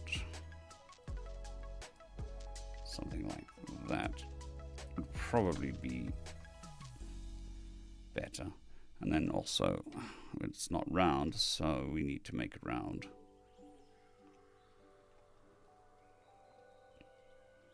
And what are we going to do? We're going to copy paste. We're going to do this.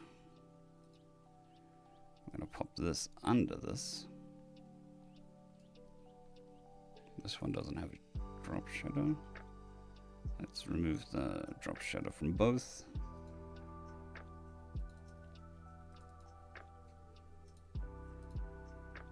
Right. And we have this.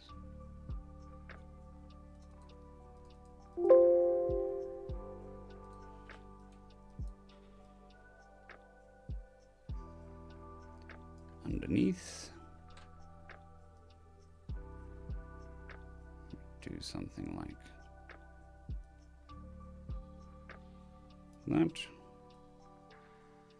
so that it's more round. Then we will combine two layers. Do a bit of smudging.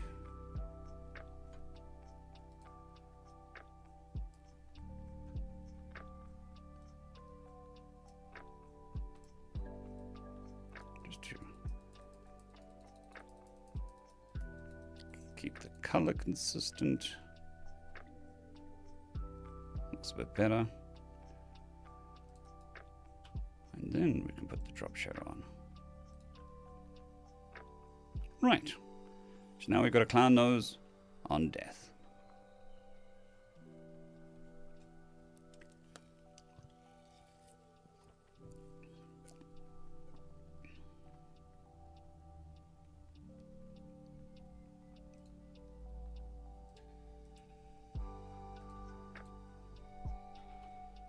We shall save this for later.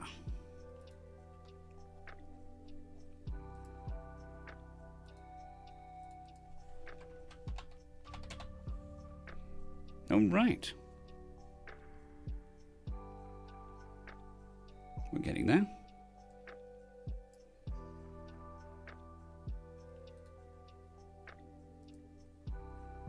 And that's tonight's thumbnail done. Ta-da! Very exciting stuff. Now, I remembered the software I was using before to quickly edit the videos so that I can cut the beginning and end off.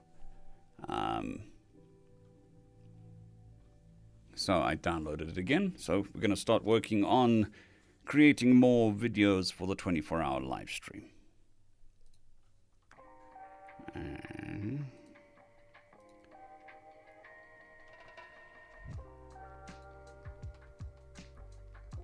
So I think we'll work with last night's and work our way backwards. The reason why we don't export the files for stream is because we forget for the 24-hour stream, and it would take another 20 or 30 minutes that the computer can't be used while it renders.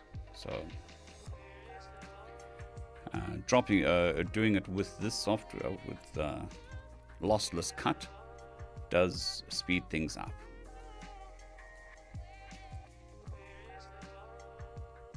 Yeah, there's a 24-hour live stream on the channel. It streams random stories all the time.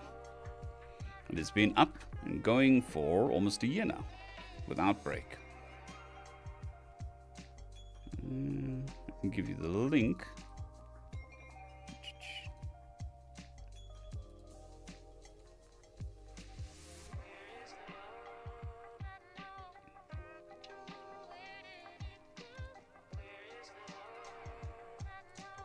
There we go. There's a link to the 24-hour live stream.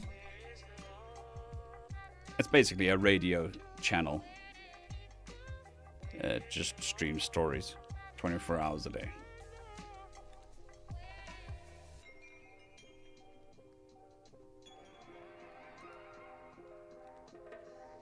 Okay.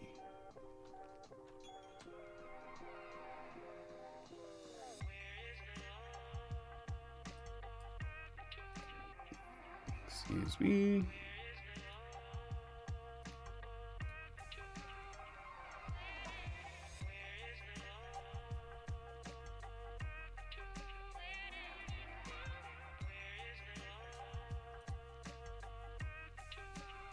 My pleasure, Zaruma.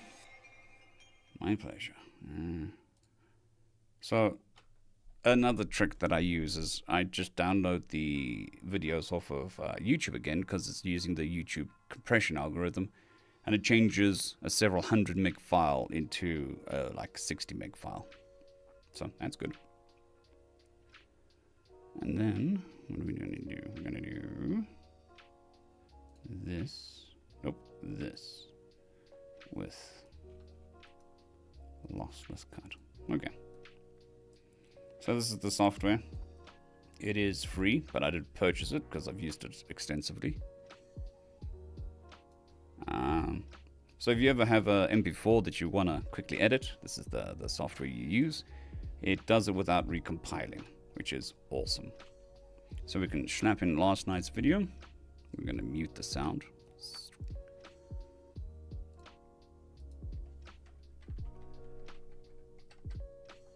We're going to cut that out.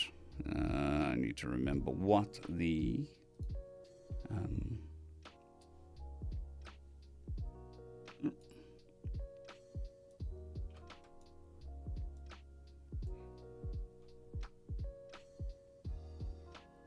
trim. How do I trim? Can't remember.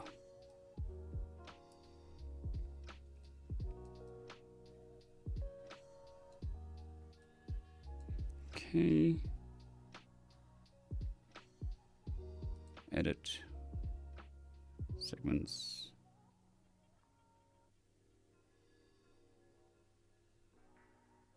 Split segment to cursor. Delete first segment. I think.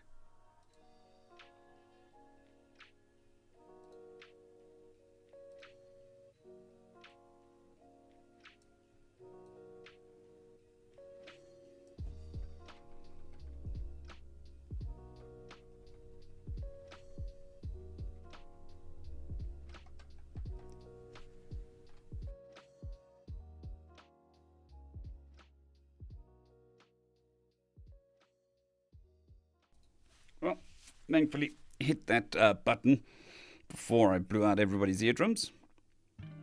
Druidic, nice to see you as well. Thank you for popping past the stream.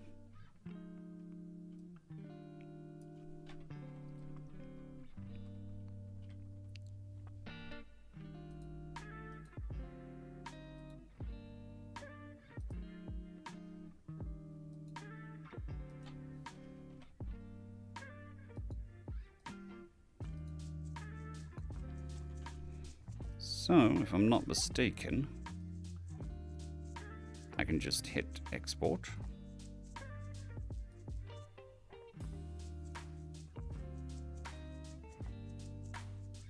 One of three segments, separate files. Sure. Sure. No overriding. Cool.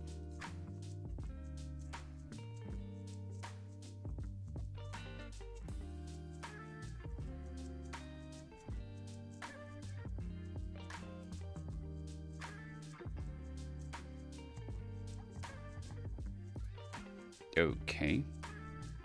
Let's have a look-see. Downloads.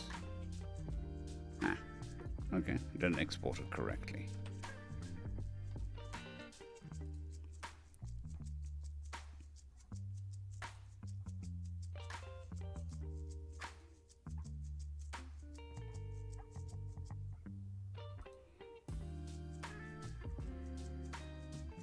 Well, I'm glad you're enjoying the content, Druidic.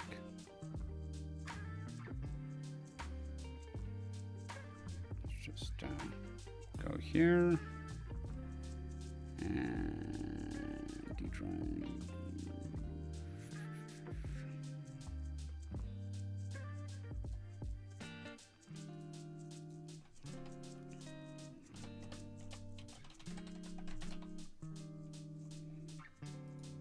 Cool.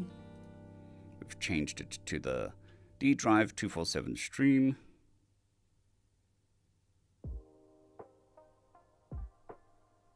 Export.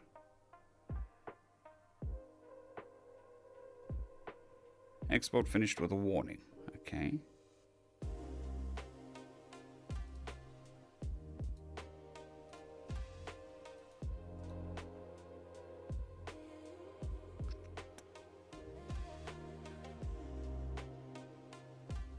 So, yeah.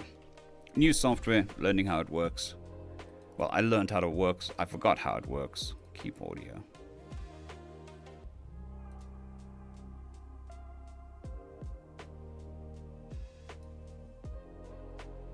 Okay. We're exporting one segment to MP4 to there.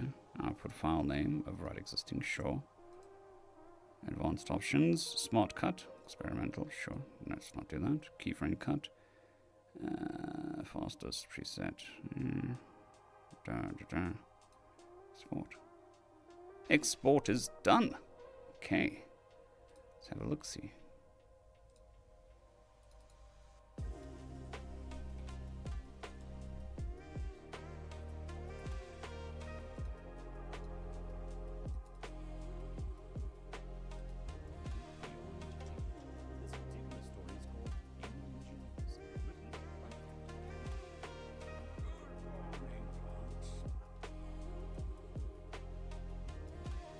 And that was an edited file. There we go.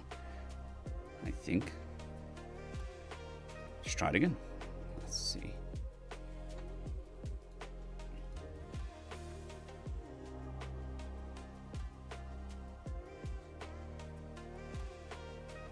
Did I download?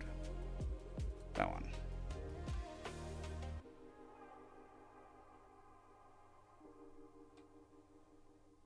Well, we can still chat, have everything open that we need to have open, I think.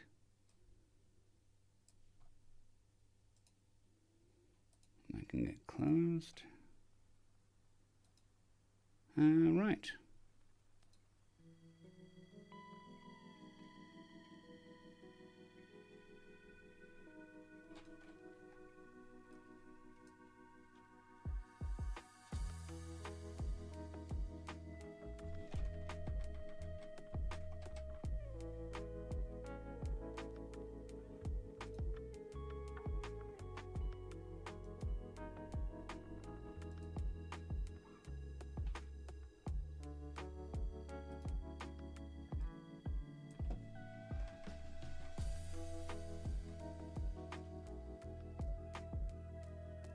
Good morning, Andy R. I hope you're having a fantastic morning and you slept nice and well.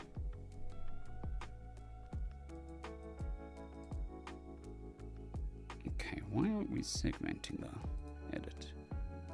Segment, split segment, cursor. Split segment, cursor. Okay.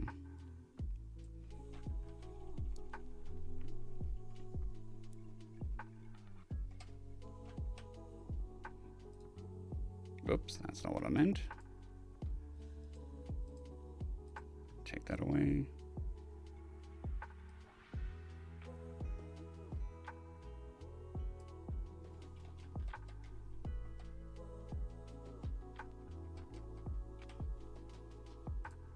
Cool. And then we're only doing segment 1.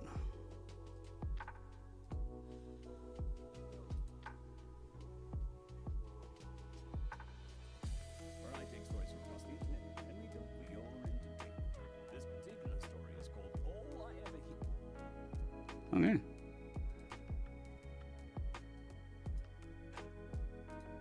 So I just need to do this another 1,000 times, roughly, to get the 24-hour stream up to current.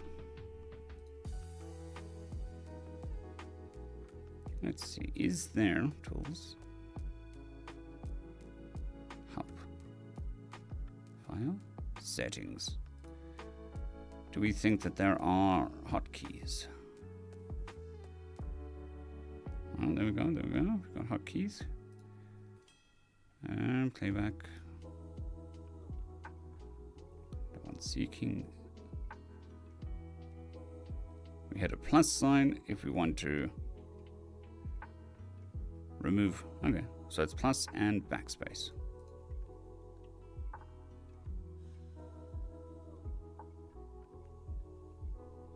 Eddie Garcia, yes. Eventually this will be a much longer live read stream, but my voice can only do so much now, so we're still doing work, just not necessarily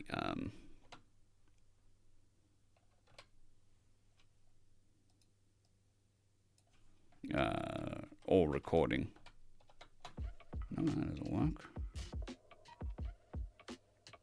Give me shortcuts. You know you want to.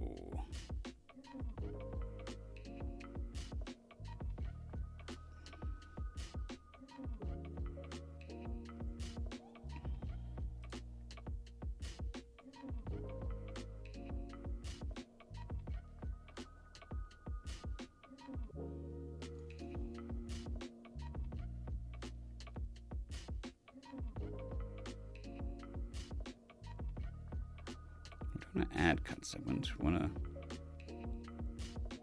B.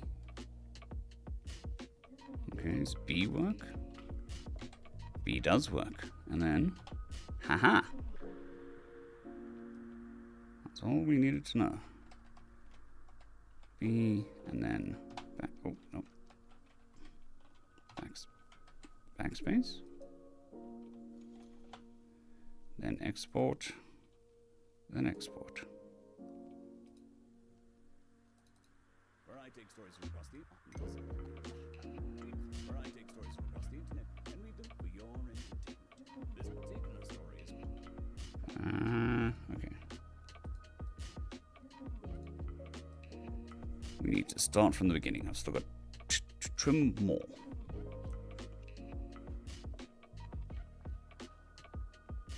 Gusler. Okay. Or I could just call you Eddie. Thank you, Andio. Every day is getting better. So I'm going to start with this one. Right. I think we're going to have the volume on so I can actually hear. the internet. Read them for your entertainment. Okay. This particular story is called... I'm going to cut it there.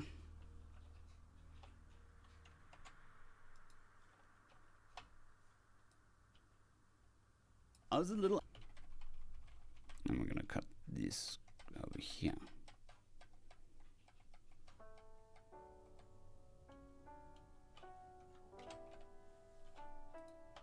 We can export.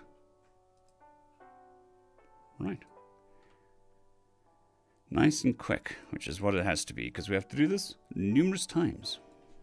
Story is called...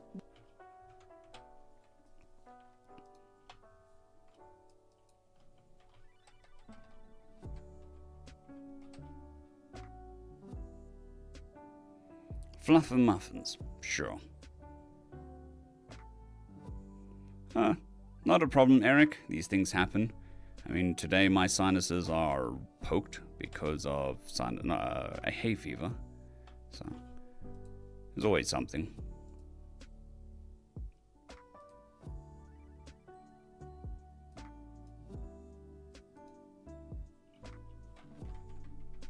This particular story is called...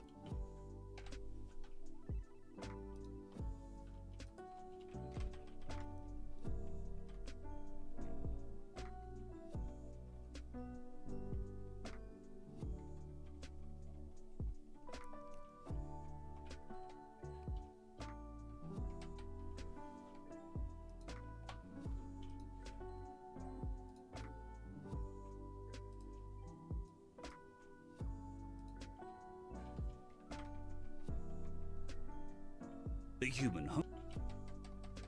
This particular story is called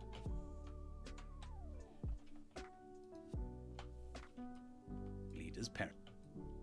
I crumbled.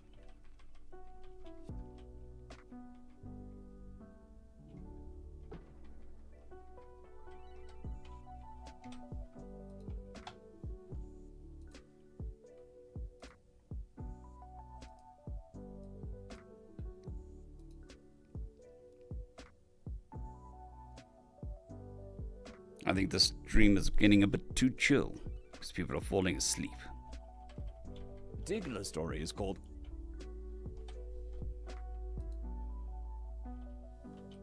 Every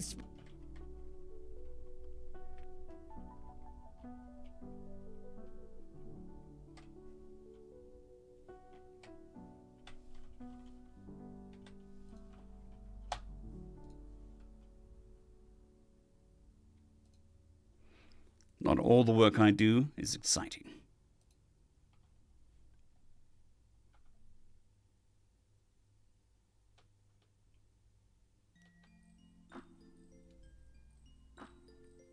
Well, I'm trying to be entertaining, but, you know, it's one of those things. Desperation. We needed to earn some money. And trying to come up with some ideas of how to do that, I thought I'd give narrating a try on YouTube. So I tried it. I put everything I had into it for 2 years, and we got it to a point where we could earn a living. So, yeah. You're never too old to try, or never too desperate.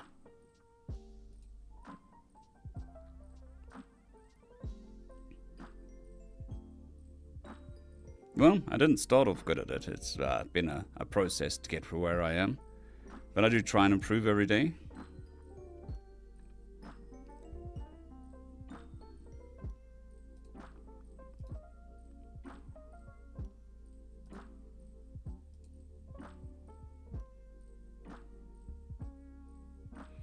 Busy downloading more videos to clip.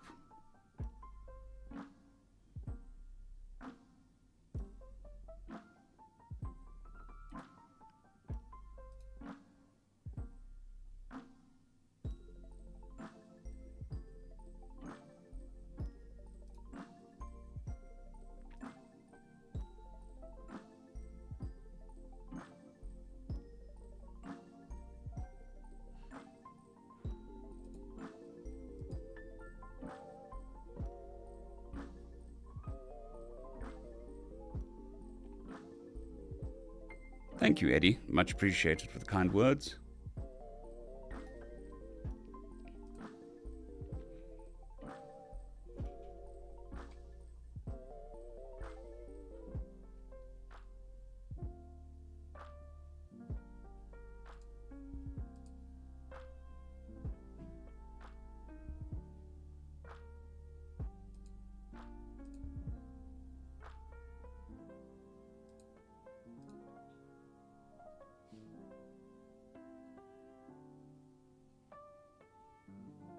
Don't worry, I'm not doing anything particularly captivating on the other screen.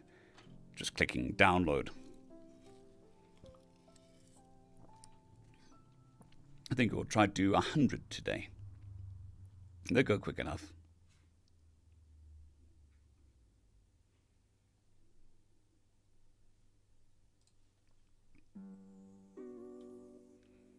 Thank you for popping past, Daniel. It's much appreciated, and I'm glad you enjoy the content.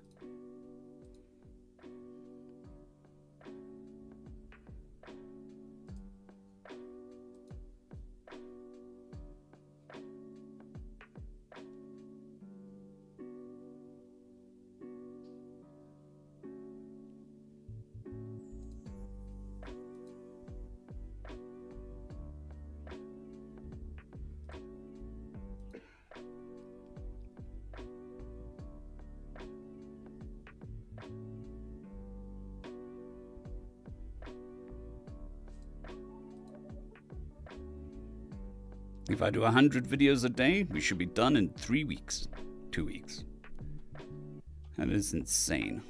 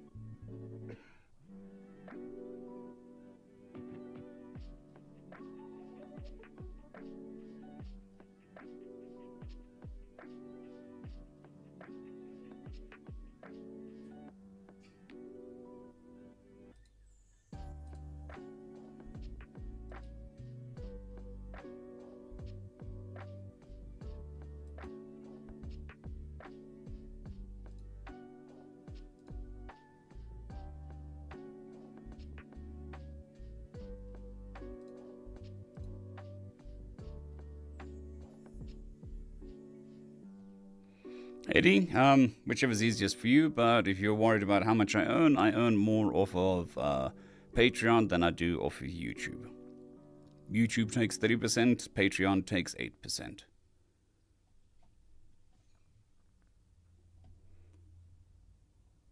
But ultimately, at the end of the day, it is whatever's easiest for you.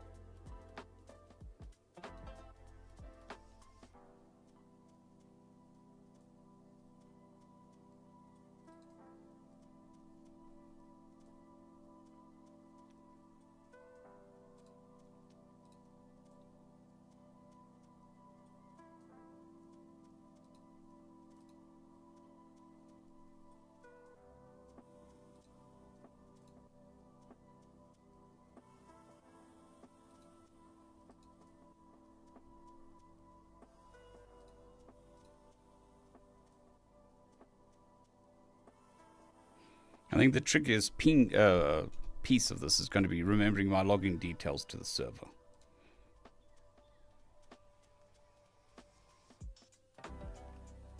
Eddie, I've always said look after you and yours before you worry about me and mine. So, I mean, I understand times are tough.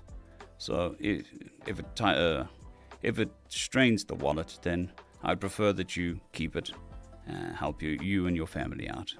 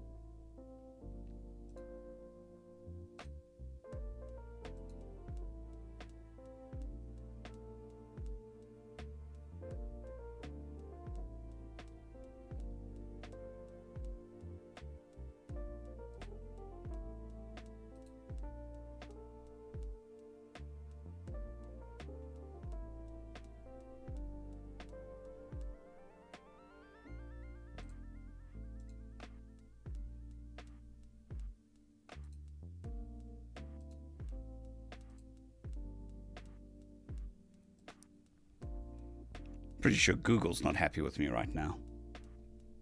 You can hear my voice is starting to not be very happy. How long have we been streaming for? 2 hours, 22 minutes. I think this is mostly because of the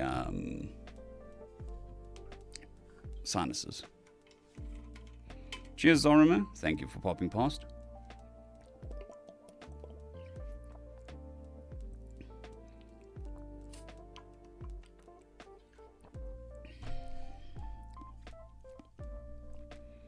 And I do admit that this is quite boring. Not everything on making videos is exciting.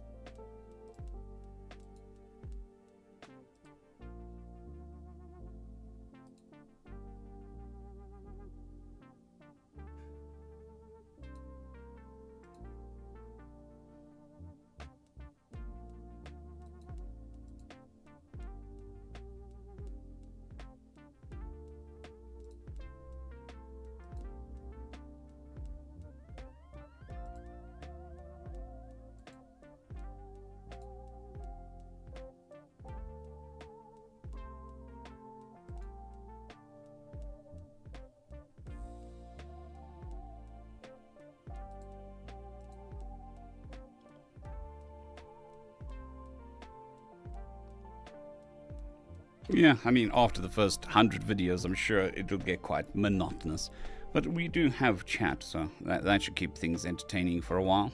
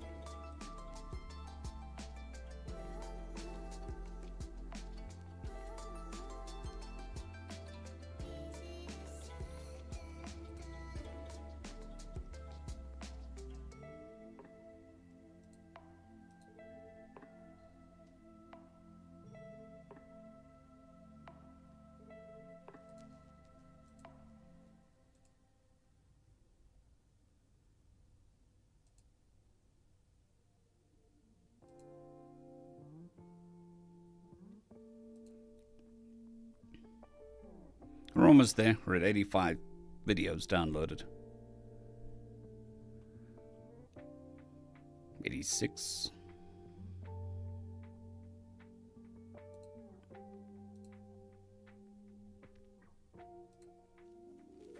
87. 88.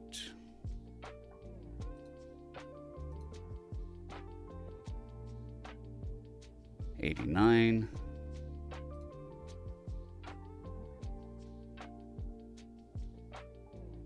90,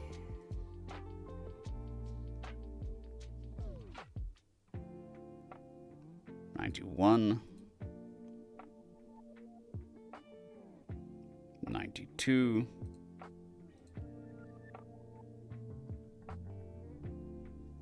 93, 94, 95,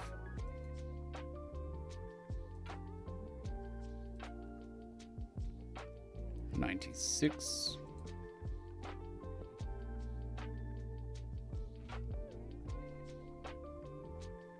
97,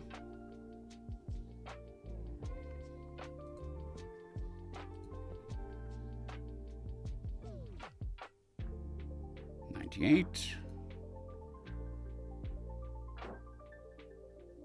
99, 100.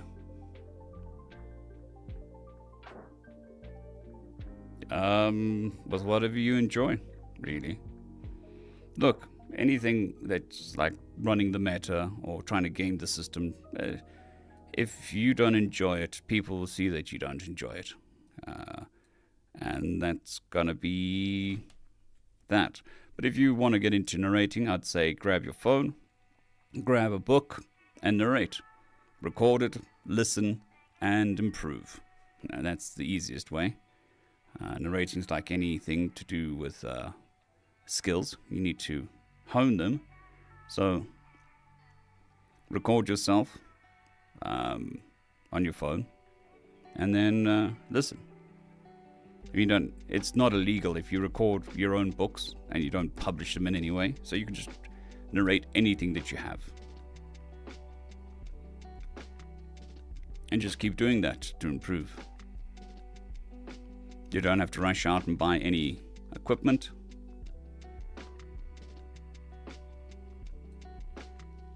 You don't have to do anything like that. It's the easiest way to start. This particular story is called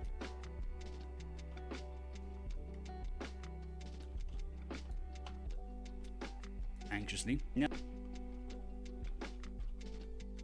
I mean, there's also stuff like watching videos to improve your breathing and stuff like that. But in the beginning, I'd say just practicing is the most important thing.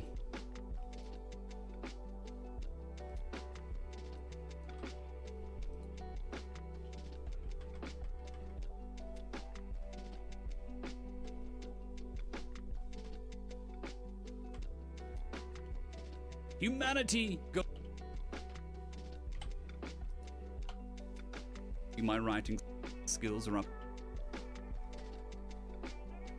Thank you, sir. Turn to Jack and growl. Thank you very much for becoming a channel member, Terry. It's much appreciated. What in the act?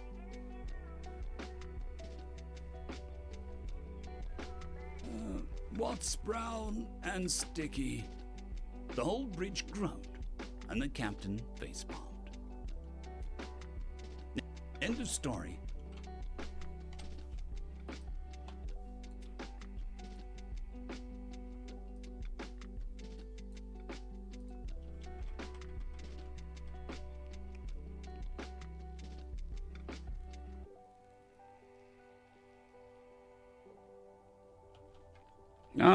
Look, if you only ever do stuff you like and love, you'll never find new things that you like and love. I never thought I would enjoy narrating until I tried it. So, while it is good to do keeping stuff that you like, there's a derpy face, you also need to try new things. So, you also need to be interested in the thing that you're doing. Not necessarily enjoy it, but you need to be engaged. Because people will pick up if you're not engaged with the content, which I think primarily is one of the problems with The story doesn't seem fair. with TTS stuff. Is it's not engaged. The person creating it isn't engaged, and the AI isn't engaged with the story. So it's like, well, if you're not interested in it, why should I be interested in it?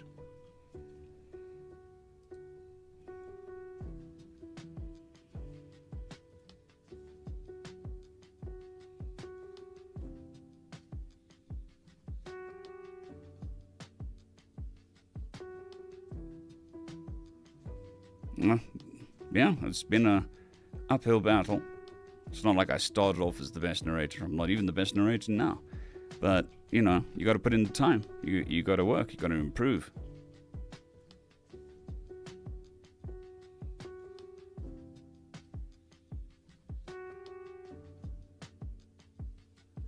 I've never used a mobile platform for editing audio. But I'm just talking about general practice. So read out loud to your phone and then play it back to yourself, because you should just be able to use the normal recording software that comes with the phone, or download a recording app. You don't need to do any fancy stuff to the voice. On to the story. Because the less you do to the voice, the more it sounds natural. Story. So unfortunately, I can't give you advice on what apps to use. But just reading aloud, even not even recording it, will help you. And then listening, if you do record it, listening to it again gets you used to your own voice. And then helps you understand that your voice is different and how to use your voice differently, if that makes sense.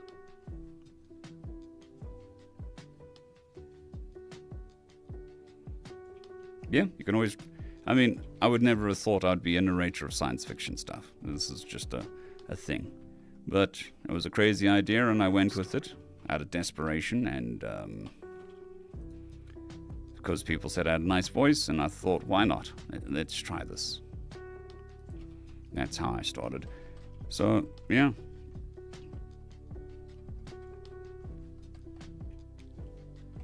And The story. Invasive.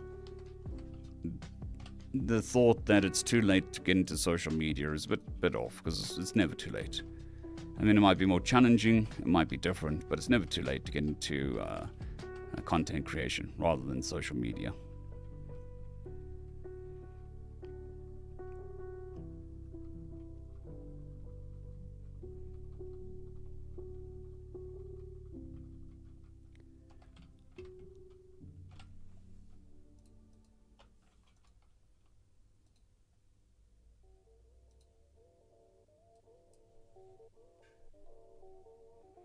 Well, I listen to Josh Dreyfus sometimes. I watch his shorts, basically.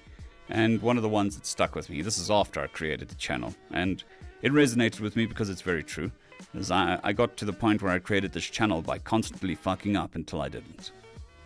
And that's life. You just keep going until you don't fuck up. It's not great. It's one of the... Beans. But you gotta keep slinging stuff at the wall and seeing what sticks. And then also understand that there is no such thing as a job that you enjoy 100% of the time. And nothing that you enjoy all aspects of the job. Maybe you do, maybe you don't. Most people don't. So, to me, a good job is a job where there are more good days than bad, and there is a decent amount of neutral days.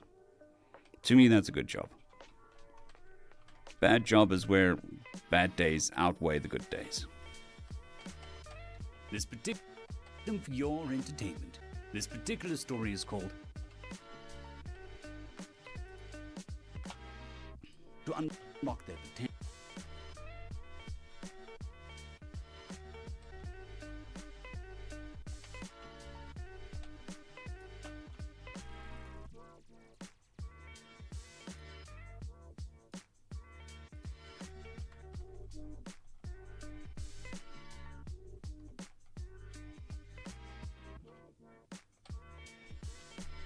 To the story.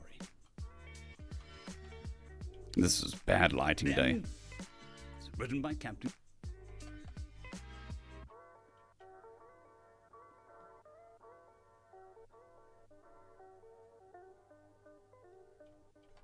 On to the story.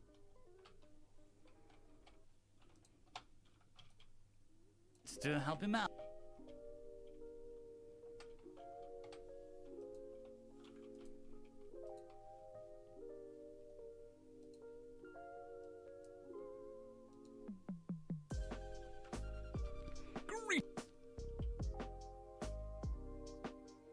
Yeah, I mean, burnout's a real thing. You gotta learn to manage it.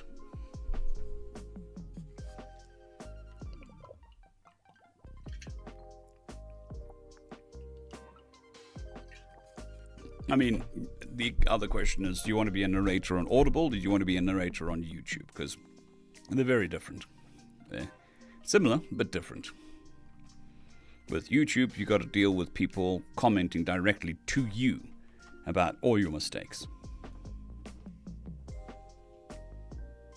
That's not good, Maximum. It's always bad when that happens. I always think that, every time you burn out, you just destroy a little bit of yourself. The story.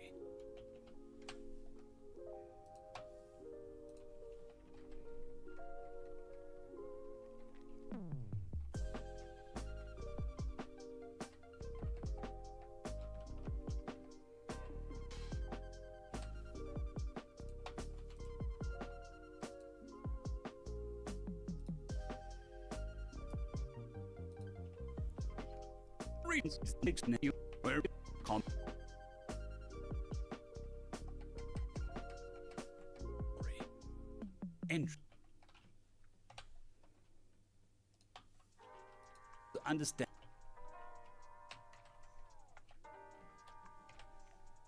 Of course, you can also go the route I did, which is I didn't do any practice. I just started posting on YouTube, trial by fire. And then that tempered me into what I am today.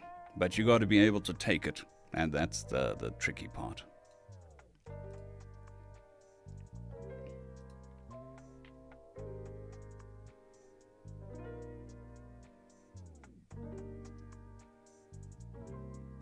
Thank you, Maxim. I'm glad it helps.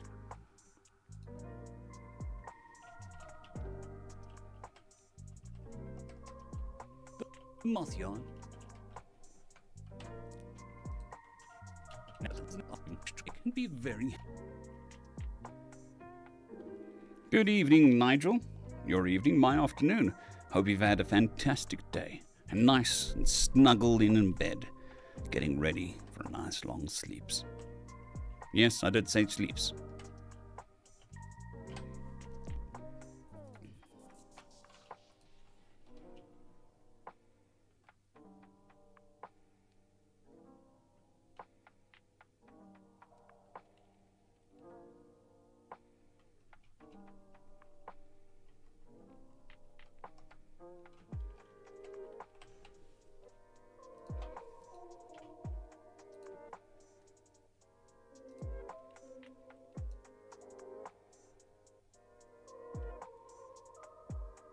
That's good. Well, I'm glad you're progressing there, Maxman. I'm glad it helps. I really am. It took me camping. Anyways, on to the story.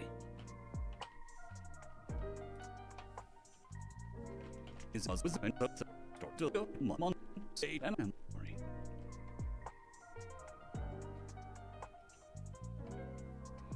Fair enough, Nigel. Fair enough.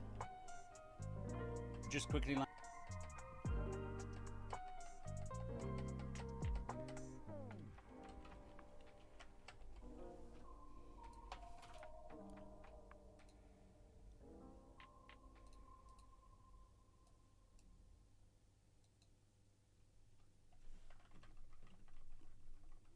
You can see these were all recorded on the same day because the same crappy lighting.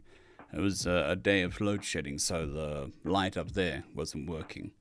I didn't have my auxiliary lights up at the time. So the green screen kind of bombed out. What's it?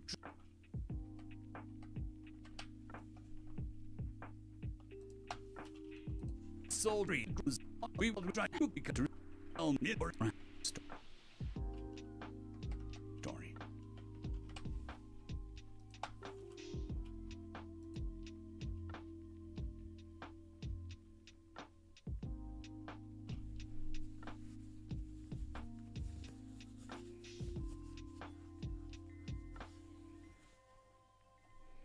Fair enough, Nigel, especially when YouTube forgets what you've watched. Sometimes I think they do that on purpose. Like, they'll recommend a video to me, and you're like, oh, cool, this is a nice video. And you start watching it like, wait, I've seen this video before. A couple months ago.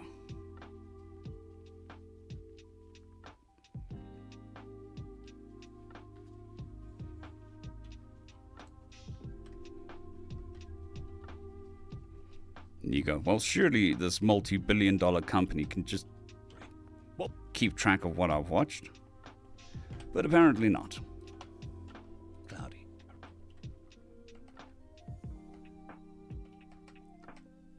End of story.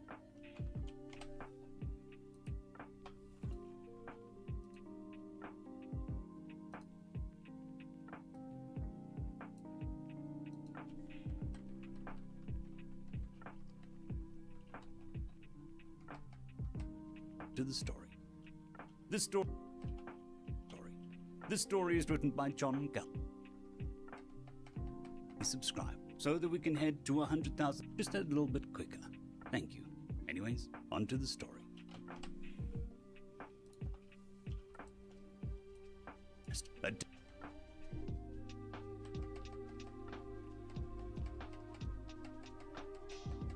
Of story.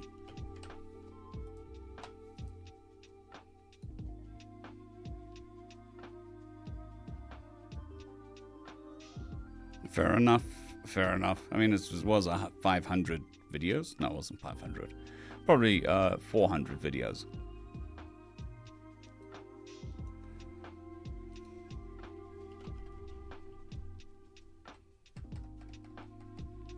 To the story. There is no need.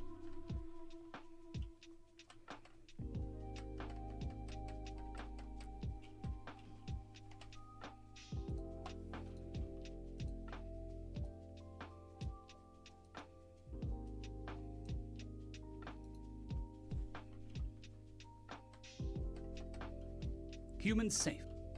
Anyways, on to the story.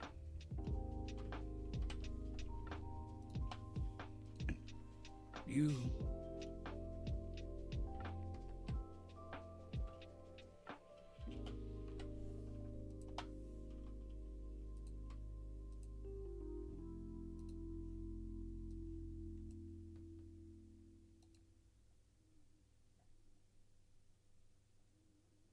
Well, I'm glad you enjoyed that story. It was quite a long one as well. Greetings, ladies.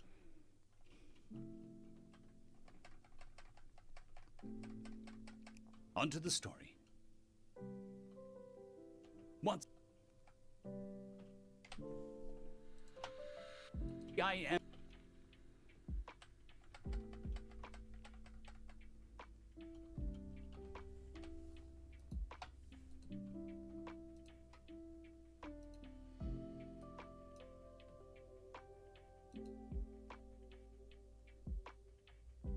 well, drive safe, Eddie.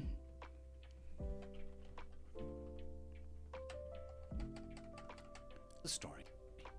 Especially after a long weekend like this, people can be a bit savage on the roads. The story. Anyway, on to the story. Although, the only traffic I deal with these days is falling over the dog on the way to the bathroom. To his lips.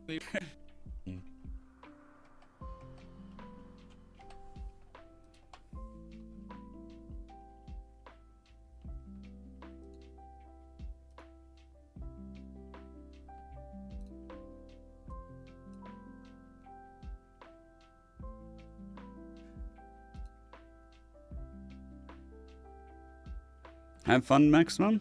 Hope your doggos enjoy the walk. Greetings and that the weather isn't too bad.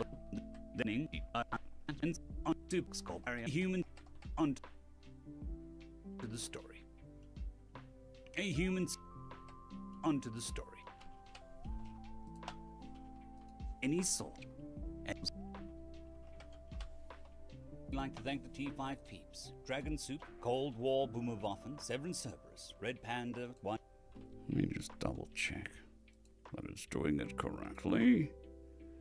doing it correctly, Batman. You... Now head over to that and put your vote in and see where we go. 80 on that make me have in order to stand a chance in any sort of battle. End of story.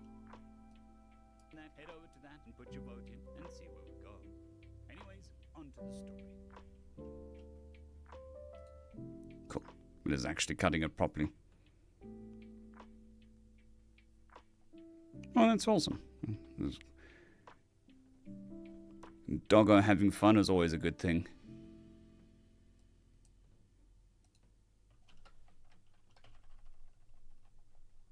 Bear.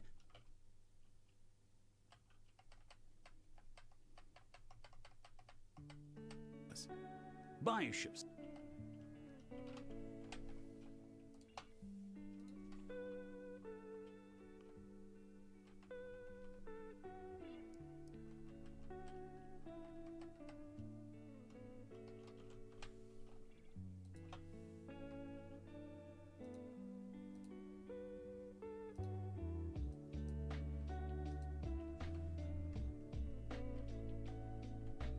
Do a special movement and go below in the it started onto the story. And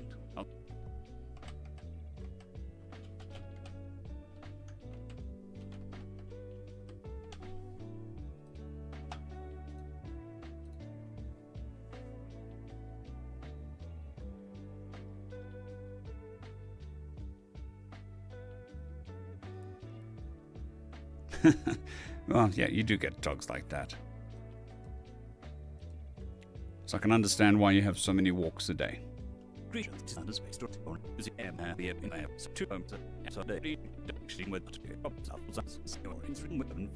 Mankind's return to the story. Oh.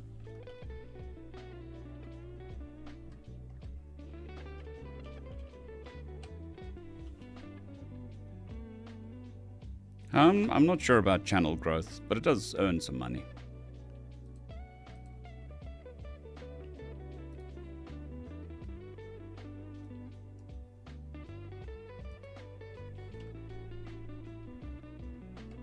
I'd imagine watching the individual videos would probably be better for channel growth, but Story. I try and make things convenient for you guys. It's also the reason why we've got such long playlists, like of all the TFOS.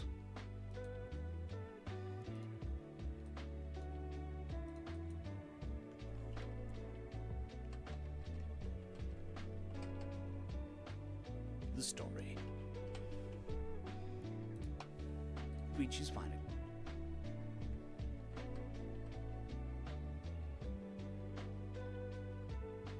Fair enough.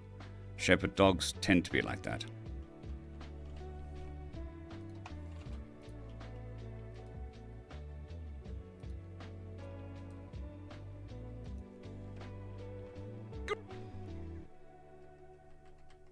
The story. Akia.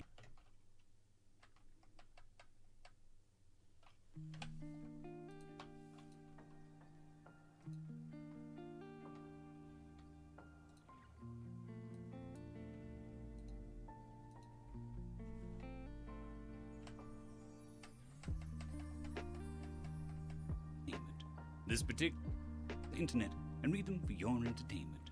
This particular story is called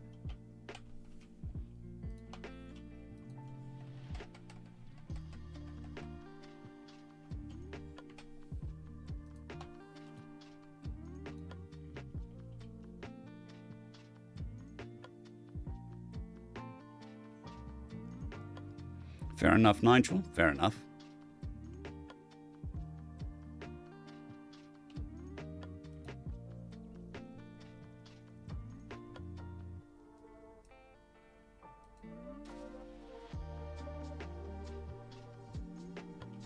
These are the recovered journals.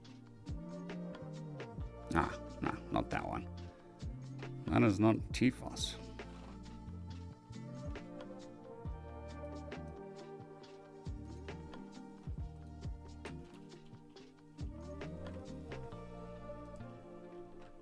Of tales always. It's your woman was by dog. Dragons. Anyways, on to the story. By the beam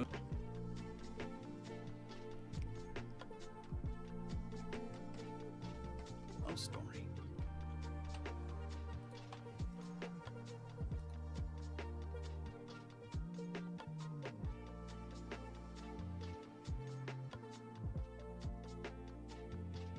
Cheers, Nigel. Hope you have a wonderful evening and sleep well. I'll see you when we see you.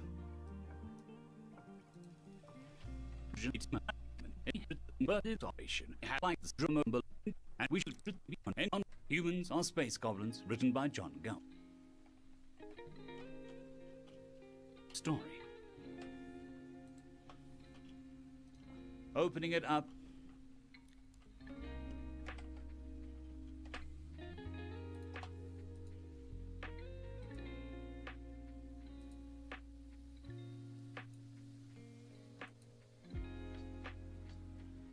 Description. This particular story is called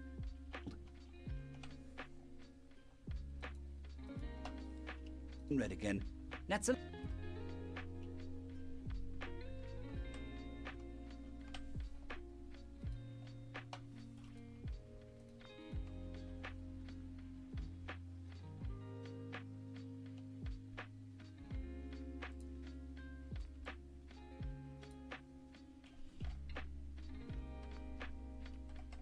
the story.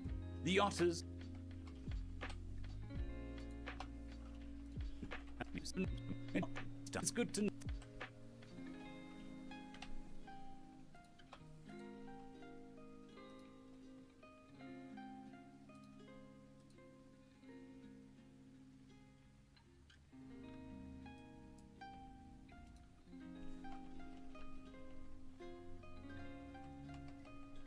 On to the story. A war. End of story.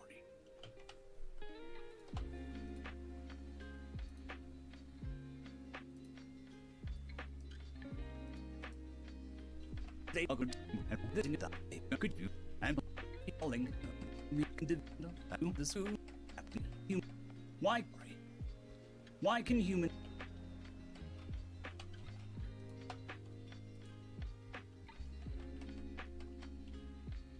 end of story.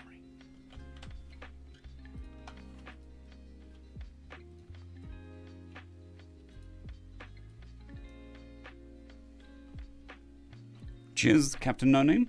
Thanks for popping past.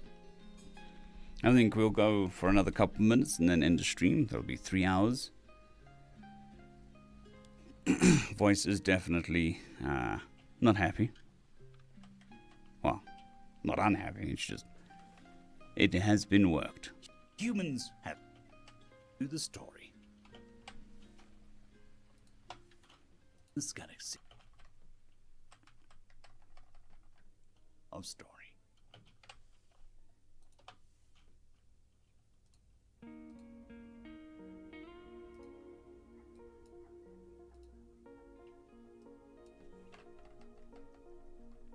Your entertainment.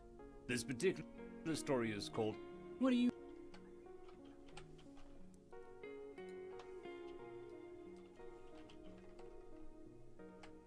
and they will come back later with a vengeance. End of chapter.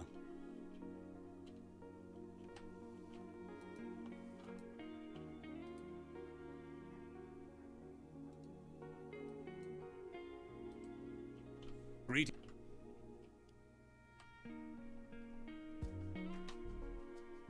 So this is one where the video wasn't working or got corrupted. Subscribe button and written by Regal Legal Eagle. Called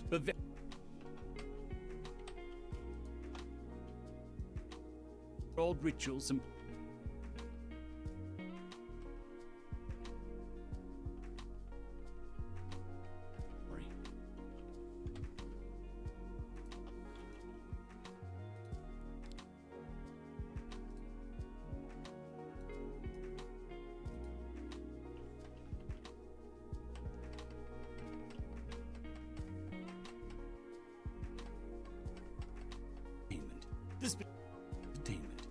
particular story is called Story.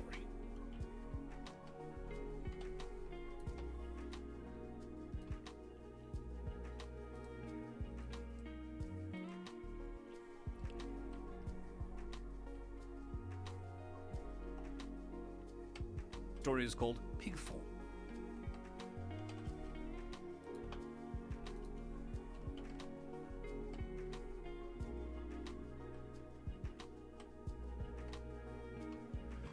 Story.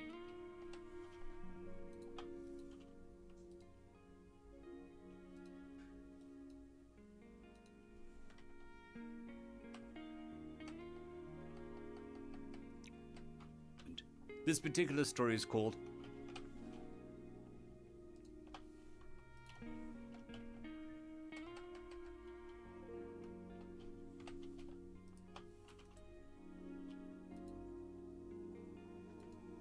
Alright, I think that's going to be me for the day. Well, still got work to do, but I'm not going to stream that. I'd like to thank everybody for sticking around. It is very much appreciated. And I'll see you again tomorrow for more recording and work stuff. Thank you all for popping past. It is very much appreciated, and we'll see you tomorrow. Cheers.